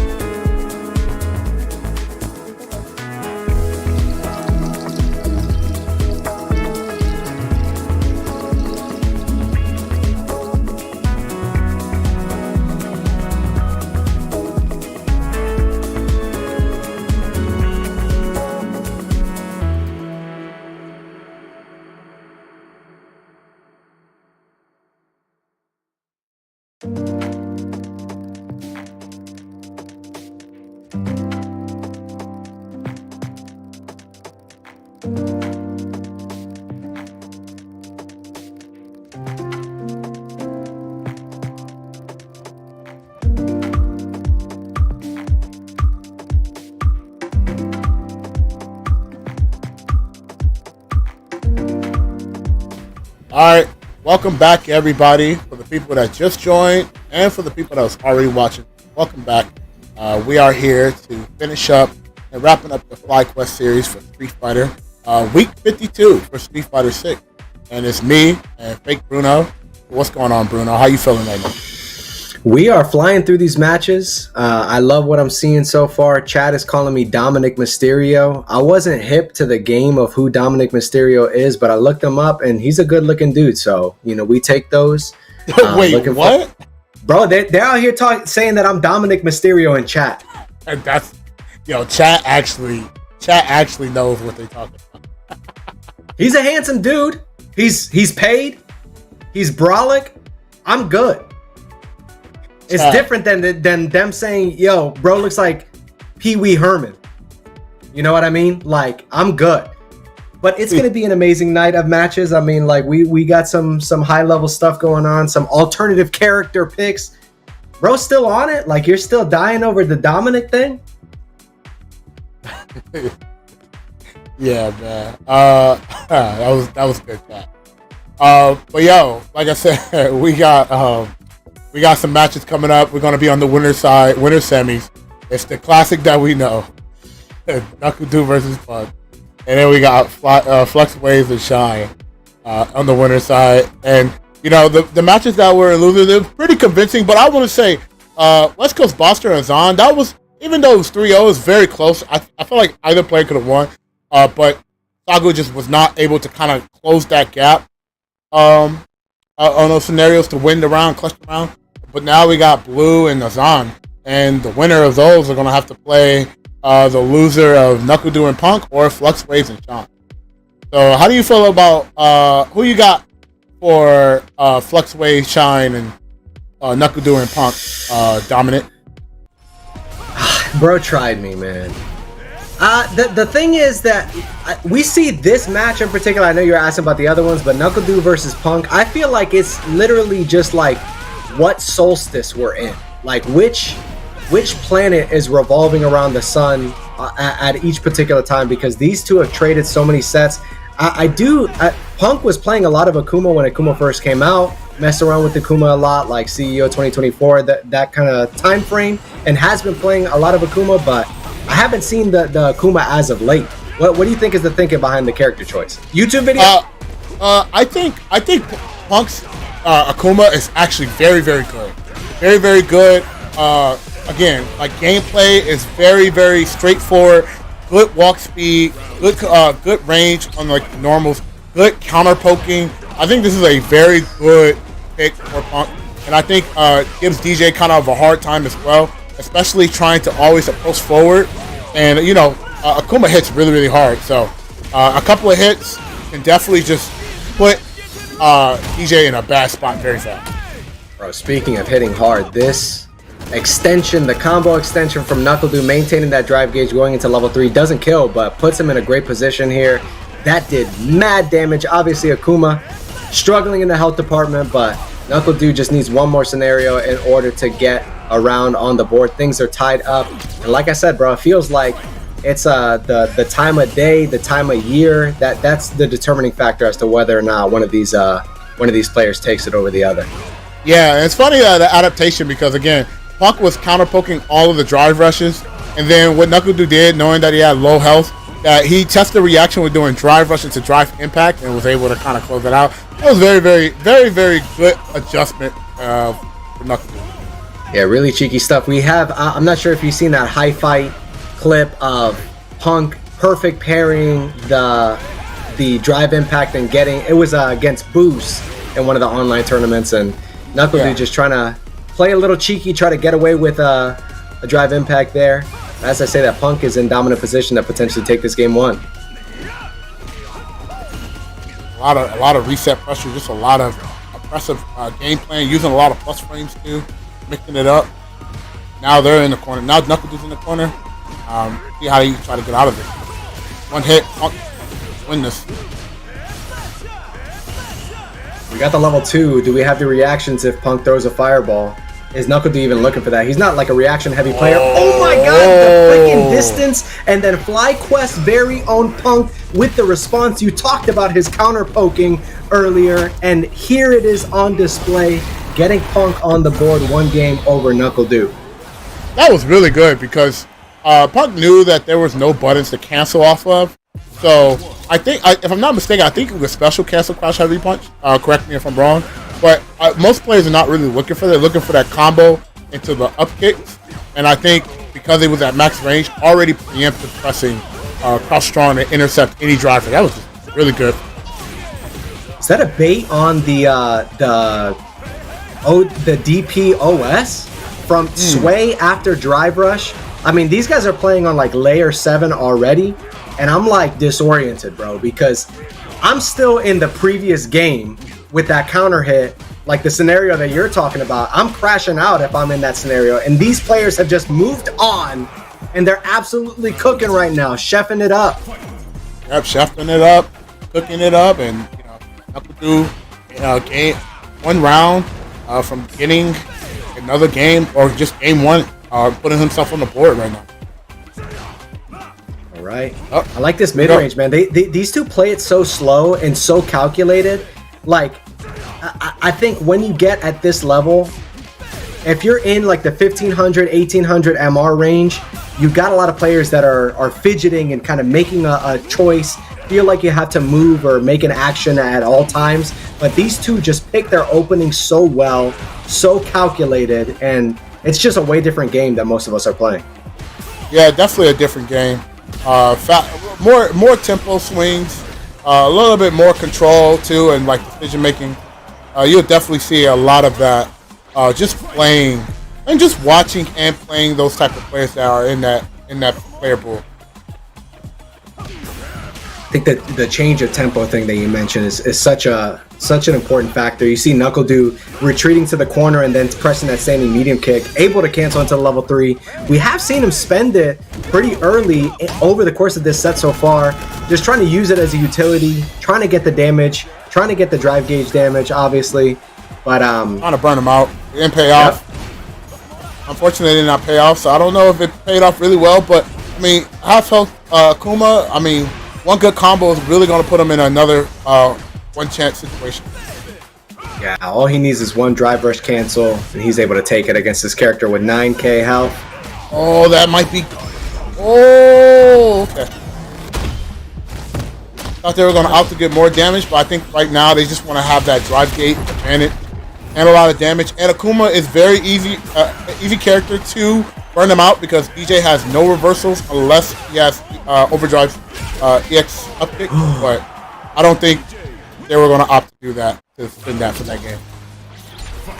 And I was talking about the fact that these two go band for band. They're always trading sets, and that was literally like indicative of the fact that they trade sets all the time. Punk going for the air fireball, and NACL just able to get the normal, and it happens to hit. It's one of those things that's like you live and die by each choice that you make, and these two are so familiar with each other. Just like that, go for a safe jump right there. Cover, make sure the EX no boss is not coming out, or EX upkick is not coming out. Oh, good prefer. That's going to be a level 1. Oh, nah, don't even need it. Uppercut's going to take care of that job. And good, just awareness for Punk not getting the super. Going straight for the DP. Confident that it was going to kill. Even if it didn't kill, it was going to have control in the mid-range. Throw a lot of fireballs. So that was just a good decision overall. And think about the skills necessary in order to make that calculated choice. Like, he had to get the whiff punish on the low forward there, and he had to make the deduce the drive gauge scenario, the super art scenario. I think that I've said it so many times now, but it really is a different game that these two are playing. At least for me, I'm cooked, but you're nice at the game. So you're probably playing the same game that they are, but I'm playing Fisher Price games, bro. You know, DJ is another Fisher Price character, that's what they say. So, you know, we're not far from the tree, man. Oh, mistiming on the throw, forcing the reset scenario. DJs love going for that throw, but it is really one of those 50-50s. Like, the amount of true 50-50s in Street Fighter 6 is like staggering, bro. Oh, wow, I was able to catch that. I don't know what they were doing. I don't know what Punk was doing there, but it got caught. I think they were trying to intercept, probably jump maybe, but that was just unfortunate. All right, drive rush in, goes low this time. Doesn't act on the Oki scenario. Oh, big damage. We do spend the level 3 once again early on. Maintain this life lead. Forces his opponent into the corner a little bit more reliably. Doesn't drive rush in. Obviously, it's not true Oki, but would have got him closer.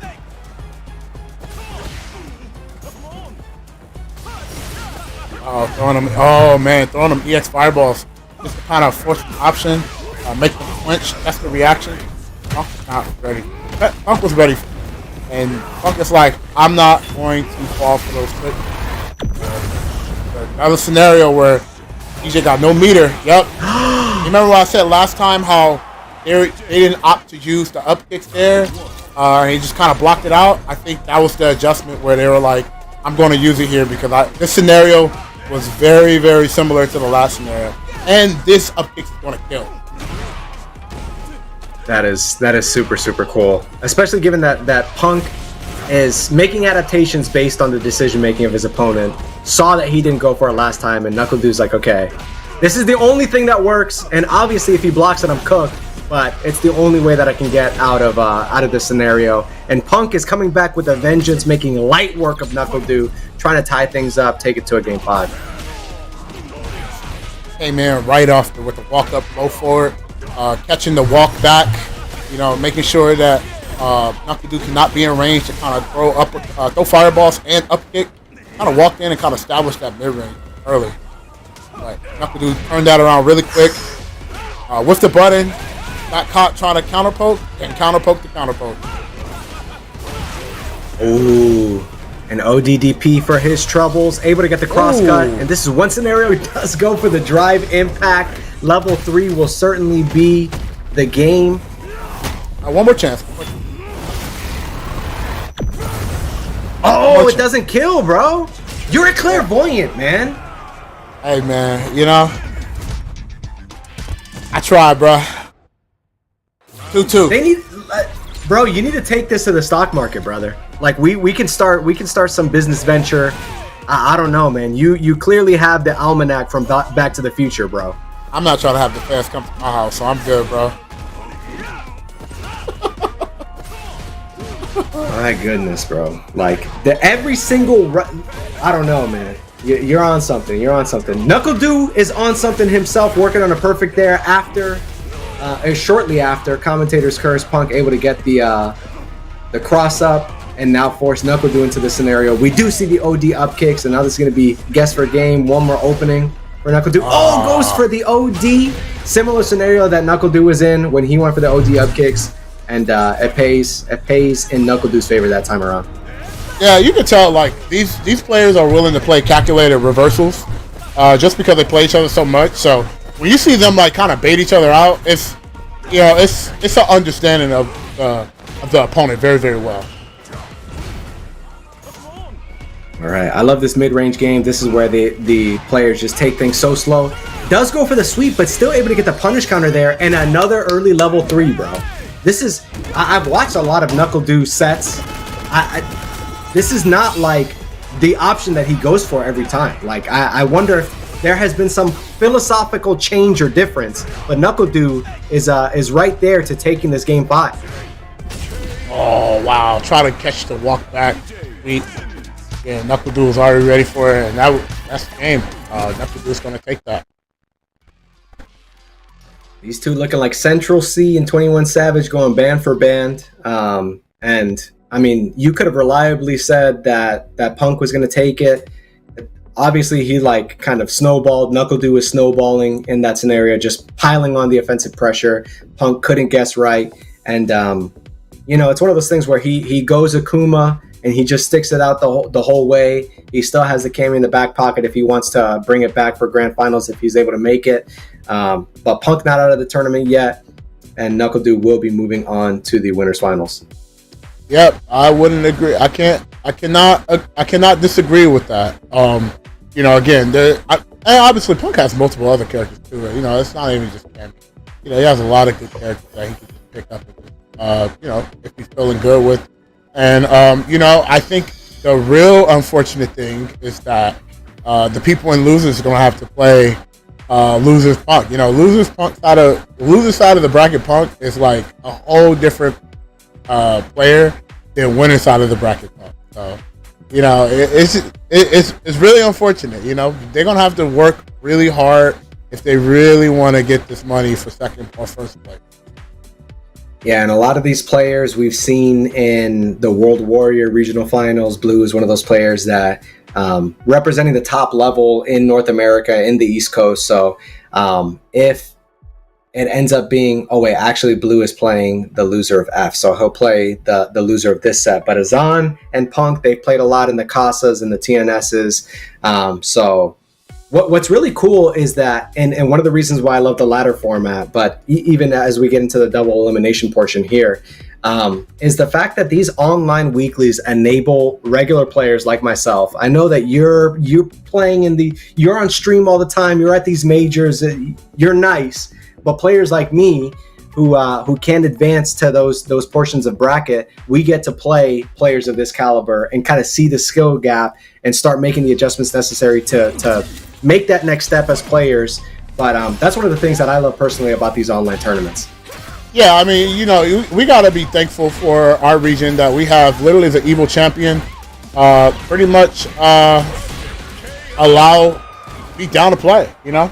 The fact that they're willing to, like, into these tournaments, you get a chance to play literally our best player in the world. Like, literally, hands down. And the fact that they're willing to play rank, you know, as long as you come right, they're gonna give you the right advice, they're gonna give you some good games, and you're able to evolve. And I think that people should really take advantage of that, because they could choose not to do that, you know. And it's a good choice that they're doing for not only themselves but also for the players that actually want to get good at the game. Yeah, you talk about like the infrastructure around improving as a player. One of the things too that you can utilize as a player is like Discord, X, social media. Just Zaffarino is always hosting those lobbies that have like some of the top players, best players in the world, and they're just duking it out for hours and hours on end. As we get into the match, Flux Waves versus Shine. The Kimberly comes out in this matchup. What is it about Aki that you think that he doesn't want to go mine?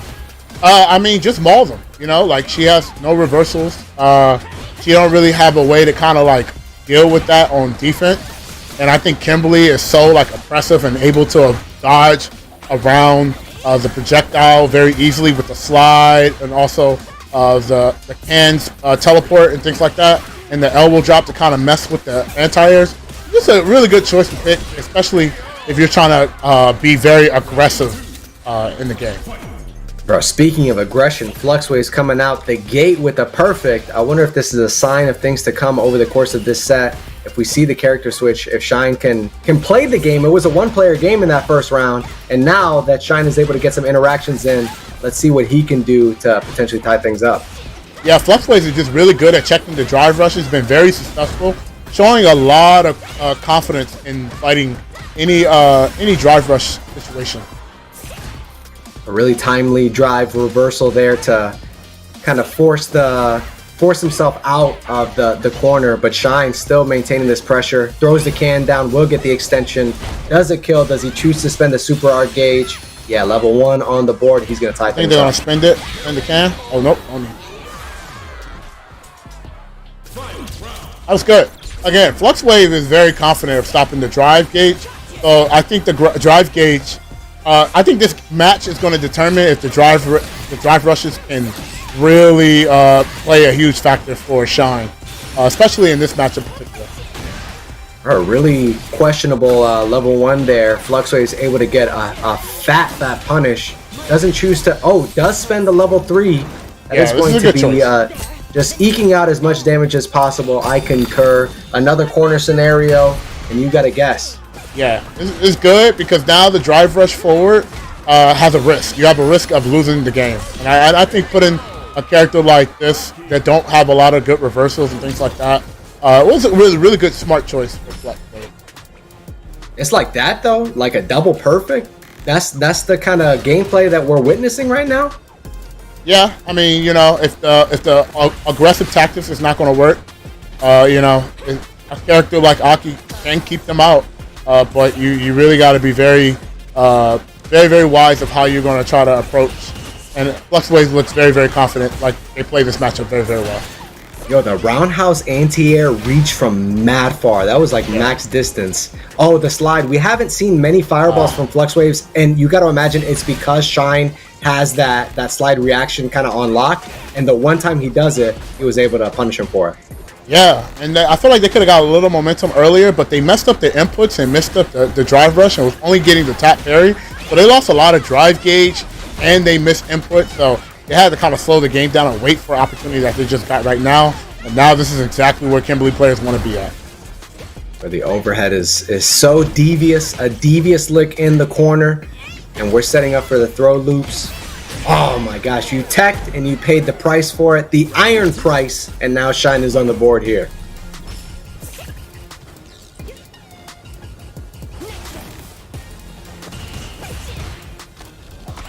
Nice. All right. Yeah, corner scenario here. Oh, immediate drive reversal. Just not wanting any of it. Able to get the punish counter on the whip. And this is massive damage here. Oh, level I think 3. That's blocked. Oh, throw. Wow. Thought it was blocked there, but this is a really good scenario for Shine. It's actually very great. Oh my god, the reactions, bro. Ready with the level 1. And just the run stop pressure, like once you're in burnout, that is one of the most impressive things from Kimberly. And the fact that he had that reaction on lock, although unfortunately, unless he got opened up, and that is certainly going to be the game for Shine, tying things up 1-1. But the reactions, like if you're able to do that one more time, then potentially you could have got the round. But it's one of those things where Kimberly has put so much pressure on you, put so much pressure on block, that it can be really difficult. I like the adjustment from FluxWaves going for the command throw, since Shine was going for so many of those reversal options.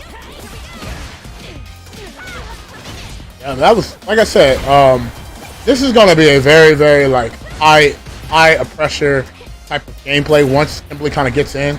And Shine, you know, great mobility, very, very good at using mobility characters and stuff like that. Always been like that in multiple games he played. You know, in his Guilty Gear, in this game, like, just really good with just mobility characters. I really like how he approaches the game with those characters, in my opinion. Yeah, high mobility and adjusting like jump arcs with the Zuna drop. It's one of those things that if you're not ready for it, you choose the right option in going for an anti-air, but you get punished. As I say that, able to get the cross up and FluxWaves netting around, getting around on the board.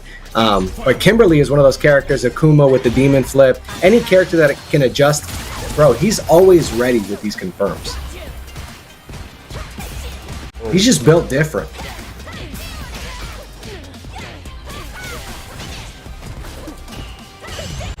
Oh wow, that was a very important perfect parry because they try to burn him out. And this is scary because now they can't play aggressive. They gotta play defensive, but again, Kimberly don't have a lot of defensive options. And yeah, just very bad situation. That was very unfortunate. And Shine was reversal happy, so FluxWaves just responding, acknowledging that, you know, with a high pressure situation, you're likely to go for take a big swing, and FluxWaves able to get the game after that scenario. But here, I mean, we stick with the Kimberly. We're not going Mai. He really feels like this is the right choice for this matchup. And let's see what adjustments he can make. I mean, that punish counter, that's not it. That's not the adjustment that you want to make. Yep, match point.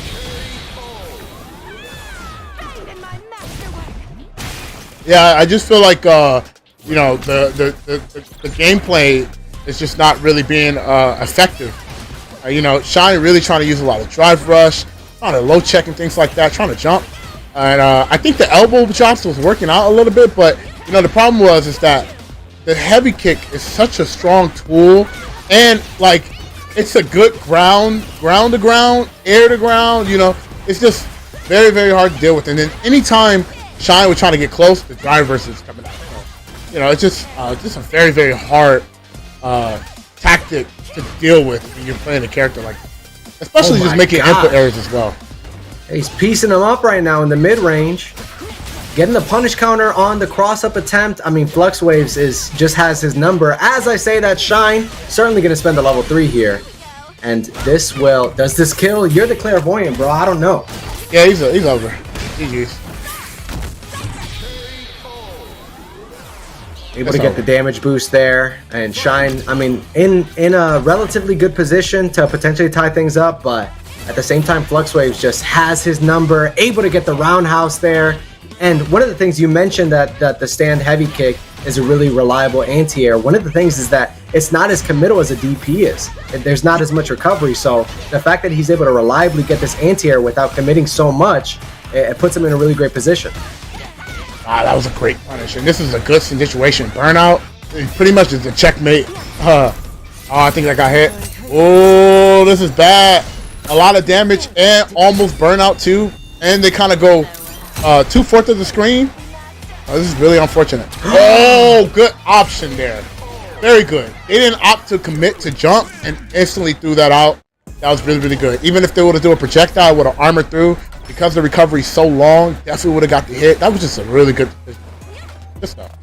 Shine said, "Just do it," like he got sponsored by Nike, and able to tie things up. Game 5 here, and now you're in the corner. Have the tides turn. Here comes the Kimberly set play right here. This is the forecheck.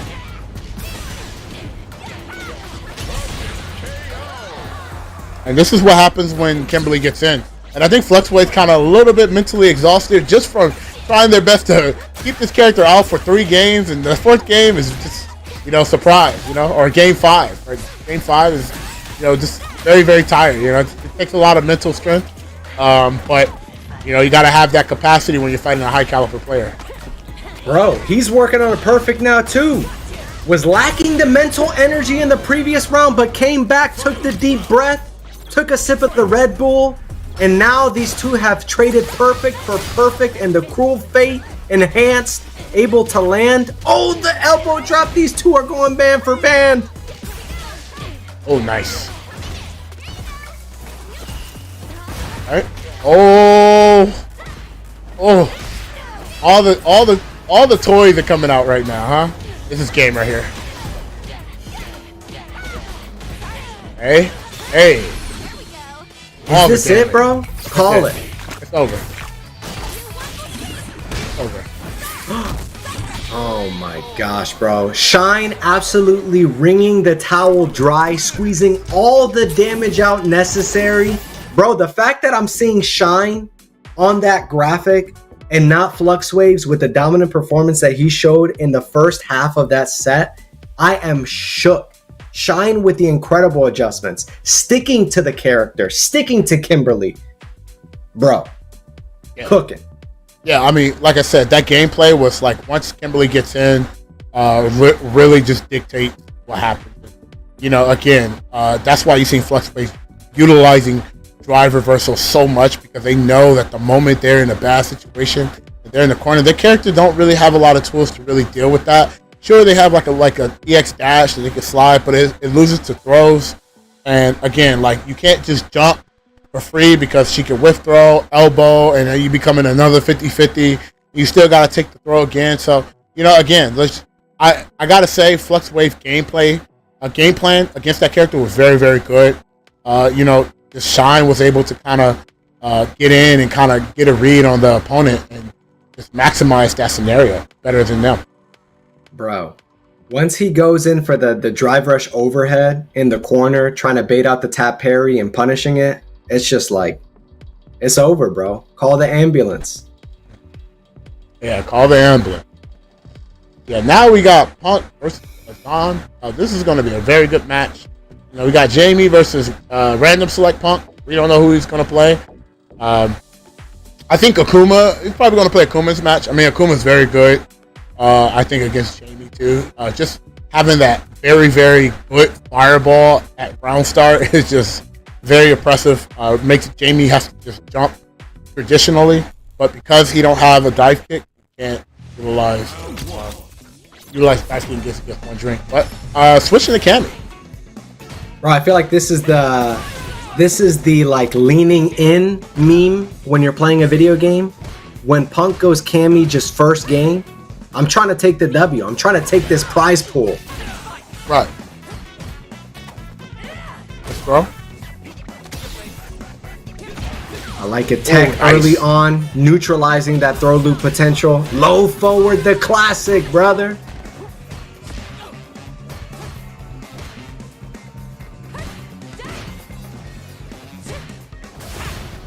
Or just peppering him with the normals, forcing him to do it, like make a choice, make a decision. Either it's so confident from Punk going in, walking just so slightly into the range where his jab is gonna hit, jab twice, then go for roundhouse, then go for dive kick. It's like, I'm daring you to make a decision, bro. Bro, and you know, again, getting the jumps in, not looking for the jump. And that's the scary part about having a dive kick, is that when you're fighting somebody that has a good dive kick, it's just very hard to kind of pick and choose where you want to anti-air, because they're always ready. You know, they're always ready to check what you're going to do. So it's just very hard to draw a dive kick. Oh my gosh, 2 back-to-back punish counters. Really great pokes from the side of Azan. Able to get another drink on the board. Could have extended and potentially used level 3 to take the round, but now 4 drinks on the board. But this is, I mean, this is one scenario for Punk as well. If he's able to get the low forward, if he's able to get the opening, then it's lights out for Azan. Oh, really try to go for all of that, huh? Oh, good. That's really good. What was Punk pressing? It wasn't counter hit, or what? Was it maybe just walk forward that gets clipped? It was strong. Oh my gosh, Azan fighting for his life, lives to fight another day, and able to maintain the super R gauge too. We could see a level 3 here in this round. Here we go. Simple swing right here. Got him in the corner. Was able to Abari out. Slowly trying to walk out of the corner. Not trying to take a lot of risk. Took 1 risk, got anti-air. Now they're back in the corner, so they're going to have to walk this stuff back out there. And that was just a really good counter poke into the level 1 drink. So now the dive kick is in play. Let's see what the dive kick does. Oh, does not punish the drive reversal. We still have level 3 if he's able to get the opening. Oh my gosh, good walk forward. down by this. We have seen it time and time again. Punk getting the low forward, punishing the walk back attempt from Azan, and able to get on the board here. Game 1 goes to FlyQuest own Punk. All right, the neutral here. I love the walk up, peppering with the normals.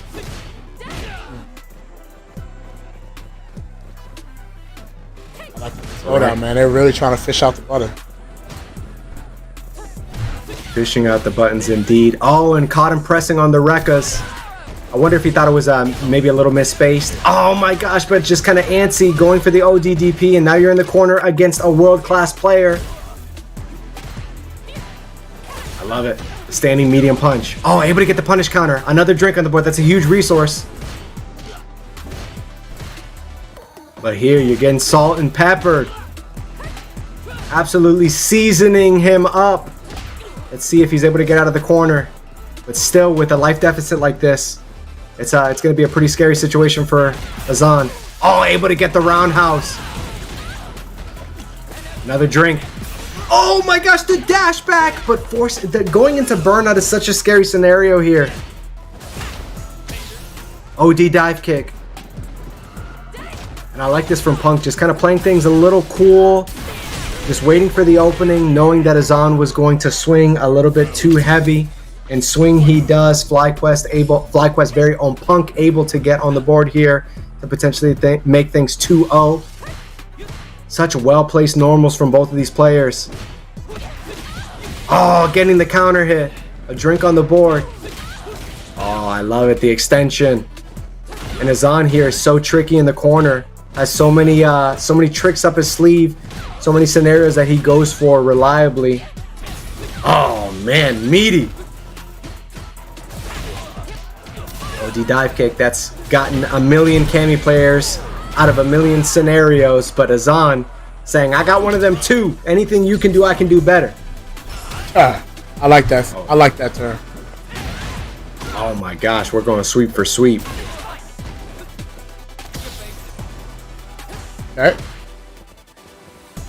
Really nice, slow mid-range. Really trying to look for openings. I really like both of these players are kind of establishing what they want to kind of do to establish their game plan, and I just want to see how the tempo is going to play out. That's exactly right. In this corner, we haven't seen Azan in this right corner that much, but Punk is just such a corner merchant. Knows absolutely every scenario, trying to make his opponent budge. Oh, but able to get a jump out and not paying the price for it. Really great from Azan. Oh, but burnout. Do you spend? Nice. 2 more combos that can actually kill. Right? Yeah, it's going to back up, try to look for an opportunity rather than force it. Okay, 1 more hit that can actually go into kill. Both players can kill off either hit. Uncle's like, give me the throw then. You're not going to give me anything else? Oh, and that is game. Just like that. That was so sneaky. Once they had level 3, that mix up, you don't know what to expect. Again, there's so many things you could have done there, right? And I think catching them catching them sleeping just for a split second and going for that command grab is just really, really good. Such tricky play there. We haven't seen a command grab land in terms of this top 8 so far, and Azan saying, bro, it hasn't worked yet, but I know that this is a reliable option. I've won 1,000 games off of this option alone, and against the best player in the world, I'm still gonna get it. Yeah, especially having a low life situation. There's so much pressure there. It's very hard to look for everything. Oh, very, very interesting there. Going for the normal, it lands and then immediately goes to the perfect parry attempt. Just trying to read what Azan's going to do in reaction and response.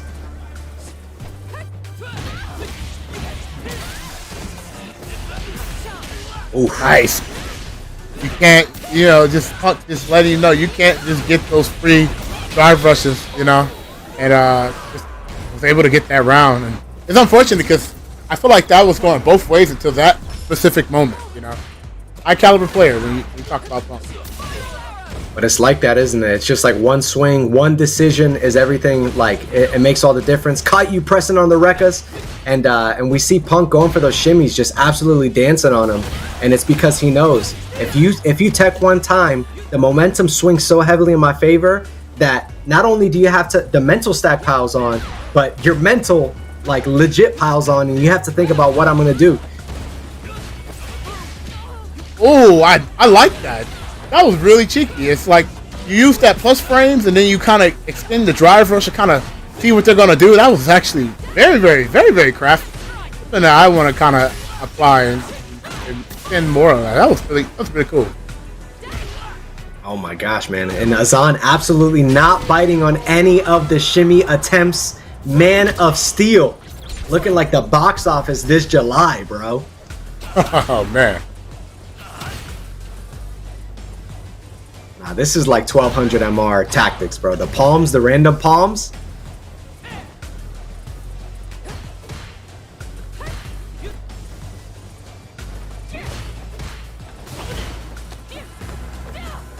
All right, able to get the back throw. And this is great positioning for Punk here. But what I love is, and we've talked about it so much, is the pace of the game.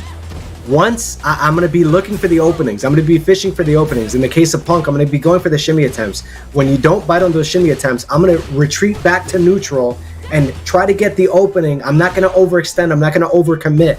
Every decision that I make is going to be well calculated, well thought through. And these players are just like, this is what peak Street Fighter looks like. Oh, this is scary, but they could get burned out. Good fighting back. They both got three bullets in the chamber right now. So, once they shoot it all, it's gonna be scary. And this is unfortunate because this is gonna put them in almost burnout situation. Give drive gauge more to Punk. You're gonna have to pick and choose. Are you gonna spend the level 3 or are you gonna take the burnout? Took the level 2 so he could freeze and see what happens and get a good conversion off of that. Good player decision from Azan. That was actually amazing. Bro, it's the difference between a good player and a great player. Just acknowledging that this time, although Punk is just, there's levels to this, bro. Doesn't get the kill, though. Will it come back to bite him? Oh my gosh. No. No communication has occurred. What? CFN. Oh, CFN. Let's go. CFN. That is unfortunate. That was so crazy. What in the like Attack on Titan season 1 cliffhanger am I watching? Like, hey, I mean, we as the fan must write our own ending. We have to theory craft, you know. That's kind of like how that works, right? I like that though. The best storytellers. Punk won off stream. We DC'd. Okay. So the match didn't disconnect, but the our spectating disconnected. Punk won off stream, and it was a pretty great scenario for Punk to potentially win. So here we're gonna move on here. I believe that this is like active. This is live, right? Yo, shout out to the FlyQuest production in the background, making that quick adjustment, going to Punk's stream to showcase the replay. Really good. But that last situation where they used level 2 to like see what happened was actually so smart. Like again, like little decisions like that, micro decisions, you really can tell if that player is cooking or not. You know what they cooking. Either they actually using the oven, the air fryer, you know, the smoker, or are they using the microwave? And right there, you could tell that gentleman was a smoker right there. And right now, Punk is cooking with grease, going for the OD hooligan for whatever reason. I don't even think that was going to work, even if it was meaty. But here, Azan fighting for his life, going with the level 2 extension. Oh, but just the errant jab is going to be the game for Punk. 3-1 over Azan. And I mean, hats off to Azan. He plays so crafty, so cheeky, as you said it previously in the set. Every time that I've seen Azan play on stream, I'm seeing something new. He's pulling out some new setup, some new counter hit extension, some new acknowledgement. I mean, the level 2, using it with the utility of like, okay, this is going to give me some additional time, but I also have the resource. Not only is it going to buy me some time, but I've got the 4 drinks on deck now and able to get the air-to-air. Solid play, and I guarantee that we're going to be seeing more of Azan as the tournaments continue to roll out. Yeah, you know, I think they've been pretty active. I seen them a couple of weeks. I want to say 2 weeks ago they made it up this far. So like, you know, I feel like you know, I know, like, even though it says he's a diamond rank, I know that this guy is very impressive. And like I said, you know, showcase a lot of Jamie. Just loves Jamie in general too. So you know, good stuff to them. I hope to see them again the next time that we have a FlyQuest series. Well, aka see them in 53. So we will be seeing them in 53. And now we've got Fluxwaves versus Blue. I imagine we're going to see the Aki starting off, but Fluxwaves also has the JP in the case that you know, some different sort of offense or defense is necessary. But Blue is a rush down DJ. We saw in the loser set against Simply Ego. Oh, actually, it's unlikely that Fluxwaves would go JP, considering the smackdown that Blue laid on Simply Ego in the previous set. But Blue opting and prioritizing that offensive heavy game plan, and Fluxwaves was so close to taking that set against Shine, really adept with the drive reversals, relieving the pressure. So let's see how he is going to navigate this offensive pressure from Blue. Yep. Any matchup is again, like, it's gonna be very, very scary because DJ jump-ins are so good, and he's very fast. So because you don't got no reversal options, it's just gonna be very, very hard to like kind of stop like the force that that DJ brings. And these two are just, I mean, we spent some time in the left corner, now we're in the right corner. Street Fighter 6, obviously, that is just a scenario that you see all the time, is like, you're going to spend some time in both corners.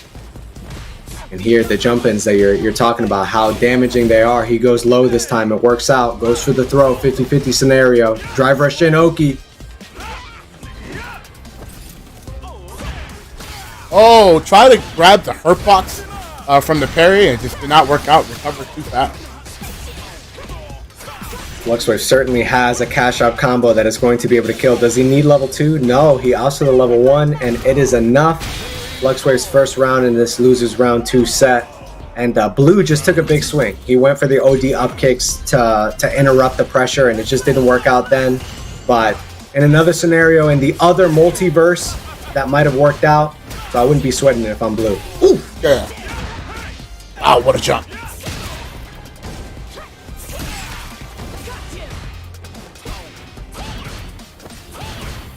Okay. Got a parry away. Did not work out. No anti-air from Flux Waves. We saw that he was so reliable with the roundhouse anti-air, but maybe this this high-tempo gameplay from Blue, ironically enough, considering that he was playing Shine in the previous round. Hard combo there. And here comes the throw. Nice. Backed up. Using a lot of feints to kind of get jump in, kind of get dashes and stuff like that. That's really crafty from Blue. Blue's definitely just trying to see, like, what are you looking for? What are you trying to react to? Able to spend a level 2, a thrifty way to get the round, not having to spend all of his super art gauge. But Flux Waves, when Flux Waves is in the right corner there, we saw the churning of the butter ready to cancel into level 3. And now you're in the corner. I mean, Blue is just so adept at making you guess, piling on that mental stack. As I say that, Flux Wave is able to kind of take things back to neutral under the fireball. Oh my gosh, the long limbs of the law. Up, trying to play that mid-range. Both players ain't trying to take too much of a risk. Just enough to kind of get them scared. That jump in may cost him this round. It's so funny how Flux Waves is just walking gingerly under the jump attempt. It's like so confident, acknowledging what Blue is going to want to do. Level 2 does work here, but it was baited. Yeah, I like how they did jab, kind of walk in, walk back.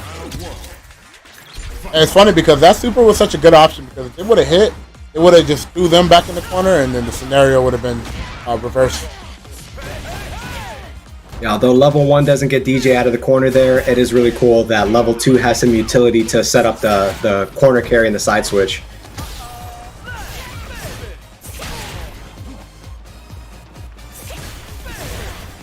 Oof.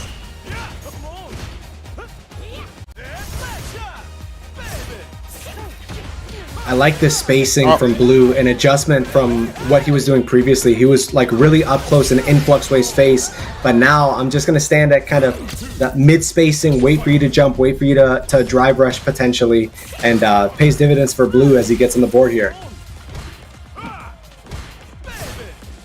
So by kick, max range. Very hard to challenge there, so I like that they're keeping that range.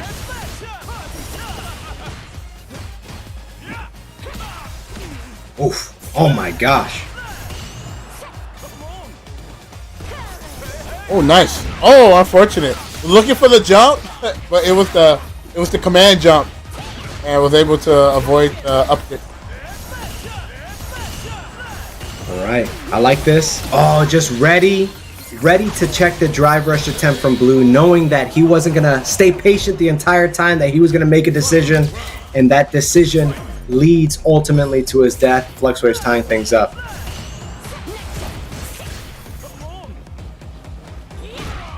Nice.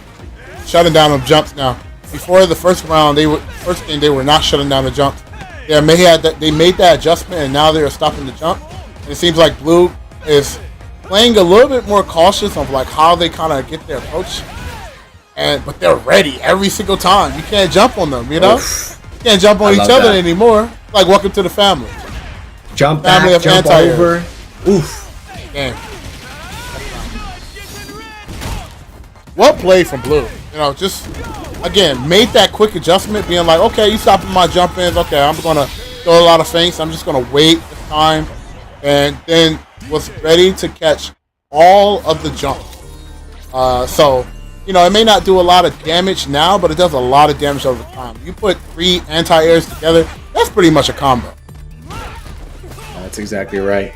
Talk about the extended family of anti-airs. I don't sleep because sleep is the cousin of anti-air, bro. Blue cooking right now. Just a perfect dominant range for DJ.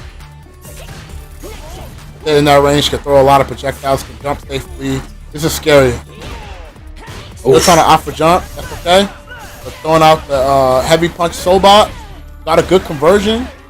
Here's the safe jump. Or they're going to go for the meaty.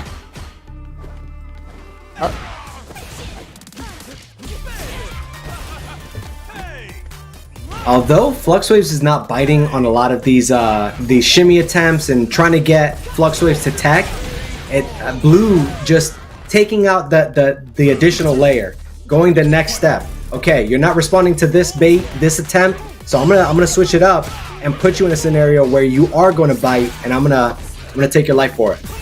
Yeah, and like I said, it's always good. Like, you can tell from a good player to like a great player. Like I said, it's that when you know somebody's going to drive rush, you always want to be charging every single time. So the moment they go green, you already got the flash kick ready.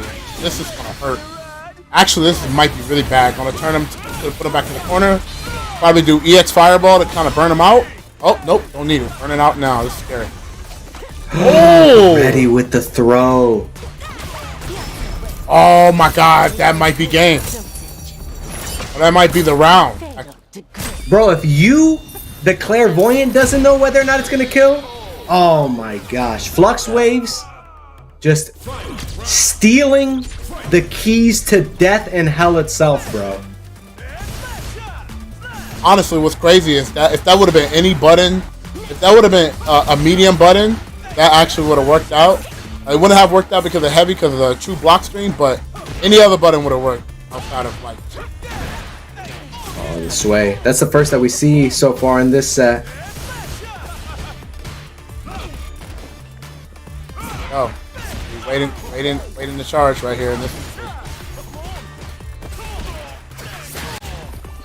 What I love about this is oftentimes you'll see a player in the corner and they're super hasty. They're kind of gonna make a decision. It gets baited out, and that is going to be the game for FluxWaves, up 2-1. And that is on the other end of FluxWaves playing the corner so patiently, really waiting for Blue to make a decision and responding accordingly. I think that you talk about what makes good players and what makes great players, that's definitely one of the key aspects. I agree with that. I agree with that, Dominique. Talk to him. He's handsome, man. I'll take it. Yeah, you see how they're sitting in that max range? That's a good range for TJ. Mix up fireball, jump, dash, drive rush. Like, that's such a strong range right here. And Sobot kick. Yep, you see that? Every single time. Very good adjustment for Blue. Blue definitely knows their range, especially in the corner. They know where they need to sit at to become a huge threat and make the opponent hesitate. Hey, are so fat, they lead to such fat damage, and I mean, absolutely, that's what Blue's trying to do now. Yep. Just gets hit with the OD fireball. You rarely see that. It's usually blocked, but here, setting up the throw loops. Let's go. One more. It would have worked. There we go.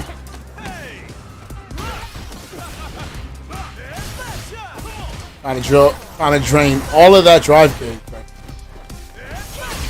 Oh man, they were definitely trying to peel that drive gauge and force the jump, and that was a good jump.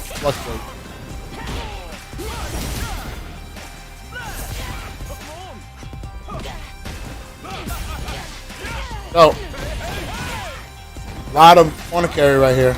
Oh, I like the whiff heavy punch to bait the parry. Got the parry too. That was really good. Yeah, it's not often that you see baited jump in normals. Oh my gosh, bro, FluxWaves is always ready with the hit confirms. It is so reliable. He has spent 10,000 hours working on this one move. FluxWaves is so much damage. Oh my gosh. So much damage. I like FluxWaves patience. Blue needs this game to survive. FluxWaves on match point.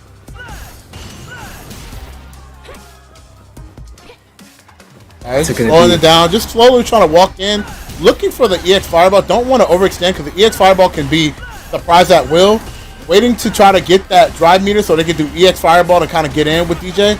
Oh, did not confirm from that jab. Punish counter, got a combo off that. Wow, that was such a clutch moment. That was so good. I mean, we saw it in the set against Shine. It was one of the things that Shine did so well, going for the drive rush overhead to punish the tap parry attempt, and Blue doing the exact same thing. It's one of those things that, I mean, you hit me with it once, shame on you. You hit me with it twice, shame on me. Yep.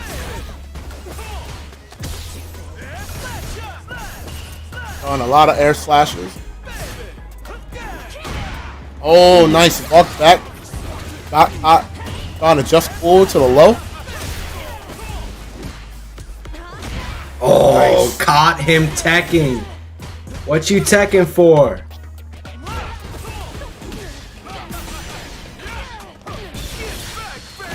A lot of damage.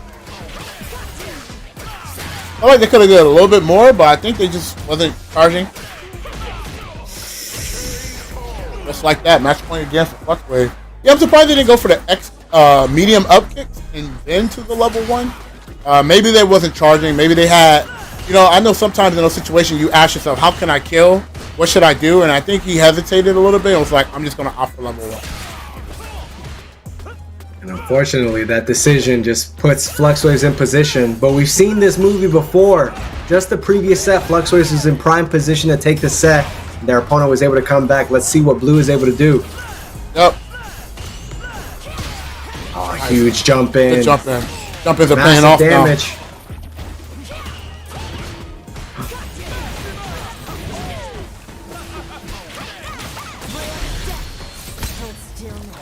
Man, just like that.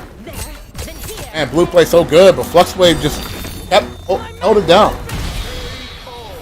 That was actually amazing. FluxWaves is so patient. I want to see how he treats the DMV. Given that you have to wait so long, just any situation requiring patience, I want to observe FluxWaves and learn from the master, because he's clearly read Marcus Aurelius's Meditations. The stoicism is on lock. Absolutely patient, and that is going to set things up as we conclude, as we finish out or get near to finishing out our night. I mean, excellent play from everybody across the board. Yep, and now we are here with our final top 4 for the East Coast FlyQuest series. So before we jump into that, we're going to be taking another 5-minute break. Stick around, so we're going to wrap up the top 4 after this 5-minute break.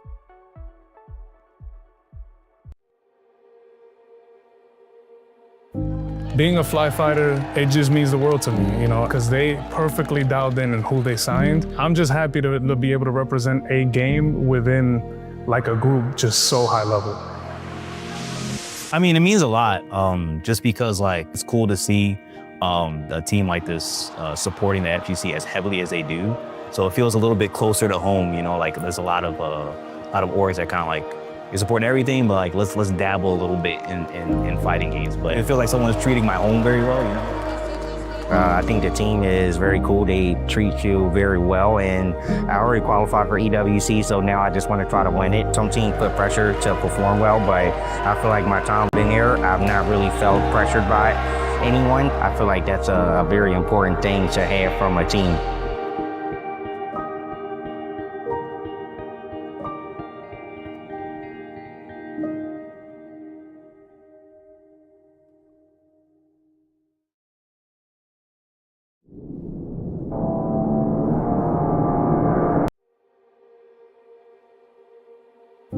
Being a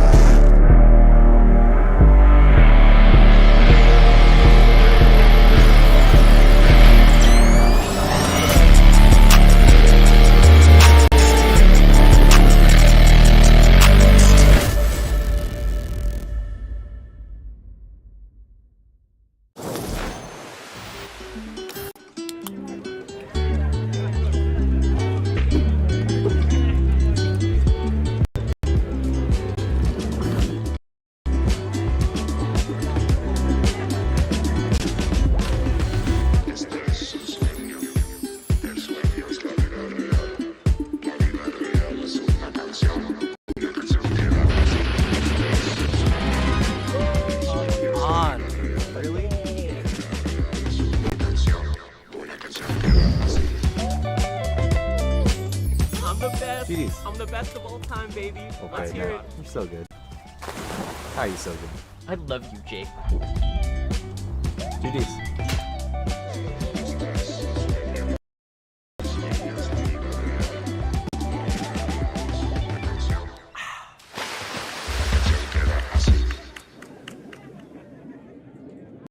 I see you going up against a Minna R&D in the clutch. Explain what's going on with that. You guys got a big rivalry or something going on. It's no real rivalry. My rivalry is with the Dominican community, and I want all of them to know that they're very quiet right now, and now they know who's the best in the world, and they ain't gonna say nothing to me no more. Y'all mans is dead. I slayed him. He's done. I'm the GOAT. I don't want to hear nothing from the Dominican community no more, bro. Y'all come in my chat, y'all better worship me on Twitch. That's all I want to know. I don't hear none of y'all in this arena talking, none of that. Okay. My goodness. God. Wow. For new players, I would probably recommend for how easy it is to just swing and attack. If you like just being like a big reliable like support or like tank type of player, I think Braum does that for you. I also think that his moves are pretty big, pretty swingy, can hit pretty far away, so you don't have to worry too much about movement. That's like the big thing with Braum. You know, just get in there and just hit them and just protect your friend.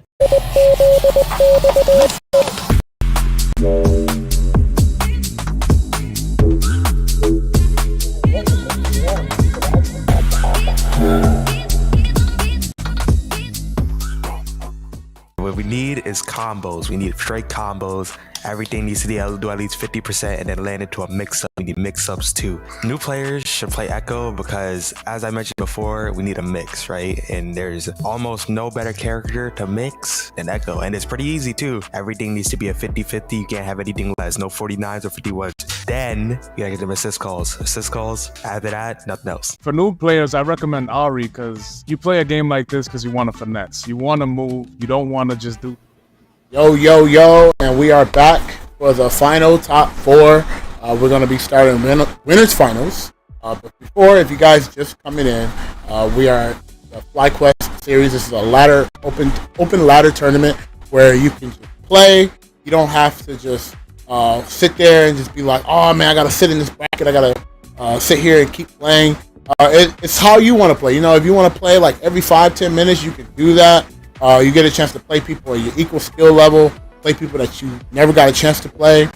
Just very super nice, very welcoming for new players and for players that actually want to hone their skills. They are some of the best players or are aiming to be one of the best players. And I am here with Fake Bruno, aka Dominic. What's going on?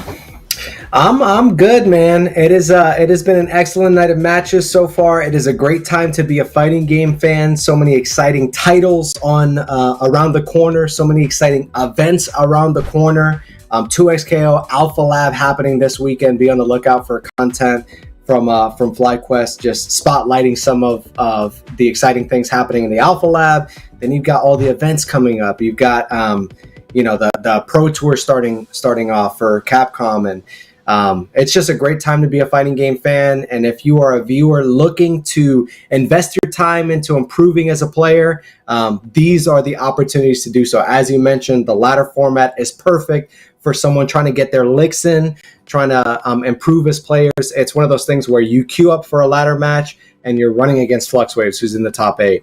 You're running against Shine. You're running against Punk. You're running against the best players in the world, and you can really see how your skill matches up and what things you might need to be tightening up if you want to hit that next level. So, as you said, we are nearing the end of the tournament, our final four, and I anticipate that the matches that we're going to see henceforth are going to be fire. Yep, and right off the bat, we got winners finals. It's two people that has survived to the winners side of the pool, and we got NACL versus Shine. And NACL is opting to play Cammy. Oof, a lot of ground game out of the corner. A lot of respect coming from Shine's side, and this. But the interruption pressure, like the stagger buttons, it's just you're gonna get caught and you're gonna get a fight. military with the level 1. Obviously, with drive gauge damage there. Empty jump into throw. Really solid stuff.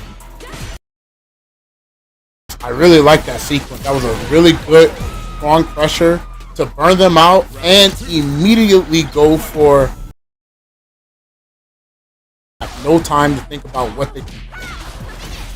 Yeah, I always feel disrespected when I get hit by that. Like, bro, you're not even going to try to... Immediately. Dive kick. Good back throw. Put him in the corner. Oh, trying to walk up. Not caught. Raw spiral. All right. We haven't seen Shine really able to get his offense started, like the stagger pressure, the throw loop stuff. Oh, man. Whiff throw from kind of far there. Getting hit by the dive kick. I wonder if Shine's just trying to get his bearings, like this first game, just try to get a sense for what NuckleDu is going to do. Especially, we talked a lot about the fact that NuckleDu has so many different characters that it's like, I'm not sure who I'm going to face. So I got to kind of get used to the way that my opponent is going to be approaching this match.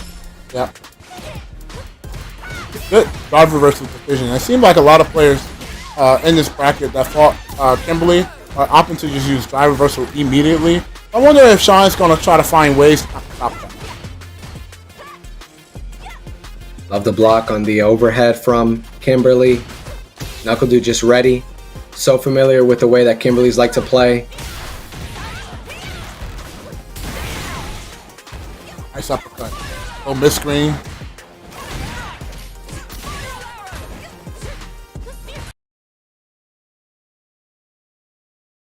Keeping at that max range of stand heavy kick. Slide, trying to stop that spacing. Oh, caught the empty jump, going back in the corner. This is really good for Kimberly. Try to go for a shimmy, did not work out. A bar egg with. That sucks because you spent resource in order to do it. You did the OD run stop and you still got clipped. And it's like, dang, man, I can't do anything. Yeah. Oh, wow. Oh my God. Very good patience, good discipline, looking for that opportunity to get that counter poke, just to get the momentum to run. You can just tell, like, NuckleDu's footsies is just such, actually very, very good. I love that. I love the Oki scenario, going for the hooligan to immediately to switch sides. So tricky from NuckleDu. NuckleDu is not like a player who's known for, like, you know, super mix-ups or anything like that, but with a character like Cammy that has so many options for mobility and to kind of trick you up, I really like the way that he's utilizing those tools. Oh, nice. Try to jump over to catch the throw. Would have been a good idea if NuckleDu was actually in the right range to do exactly what he wanted to do. Just unfortunate it did not work out, and now NuckleDu is taking game 2. What? That hurt. He has level 3. Is this a beef set? I think he was just aiming to stretch the hamstrings? Yeah, mental damage. Tell him to try again. I feel like it was like, I want I don't know what you're doing with this. I'm going to go for the mental damage. I'm going to go for the drive gauge damage in real life because I want your real character. I know who you've been practicing with. I know what you want to do, and I want to show you that I can cook your Mai too. Whatever character you choose. Well, let's see what Mai's going to do. I think Mai, you know, such a strong character in terms of just using the mechanics well. You know, charge fireball, you know, EX fireball, or just overdrive fireball. Just really good. Good target combo. Just a lot of strong, okay tools.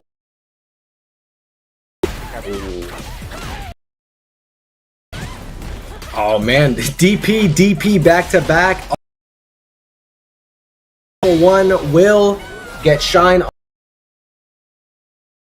around and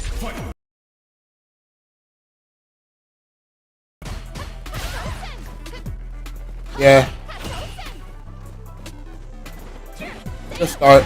I think NuckleDu is definitely going to try to get a little bit of time to kind of adjust with this type of character. This character is very hard to beat. And, you know, Shine being such a strong player, great player, knows how to utilize character strength. You know. Definitely no slouch for a character that is well-rounded like mine. And I like this from Knuckle Dude, just kind of waiting to see when. Not committing to an option, not committing to a dive kick, not jumping, not aggressing too much, not trying to get in my space. It's like he's really trying to assess the way that Shine is going to play this, especially with the enhanced resource that he's got.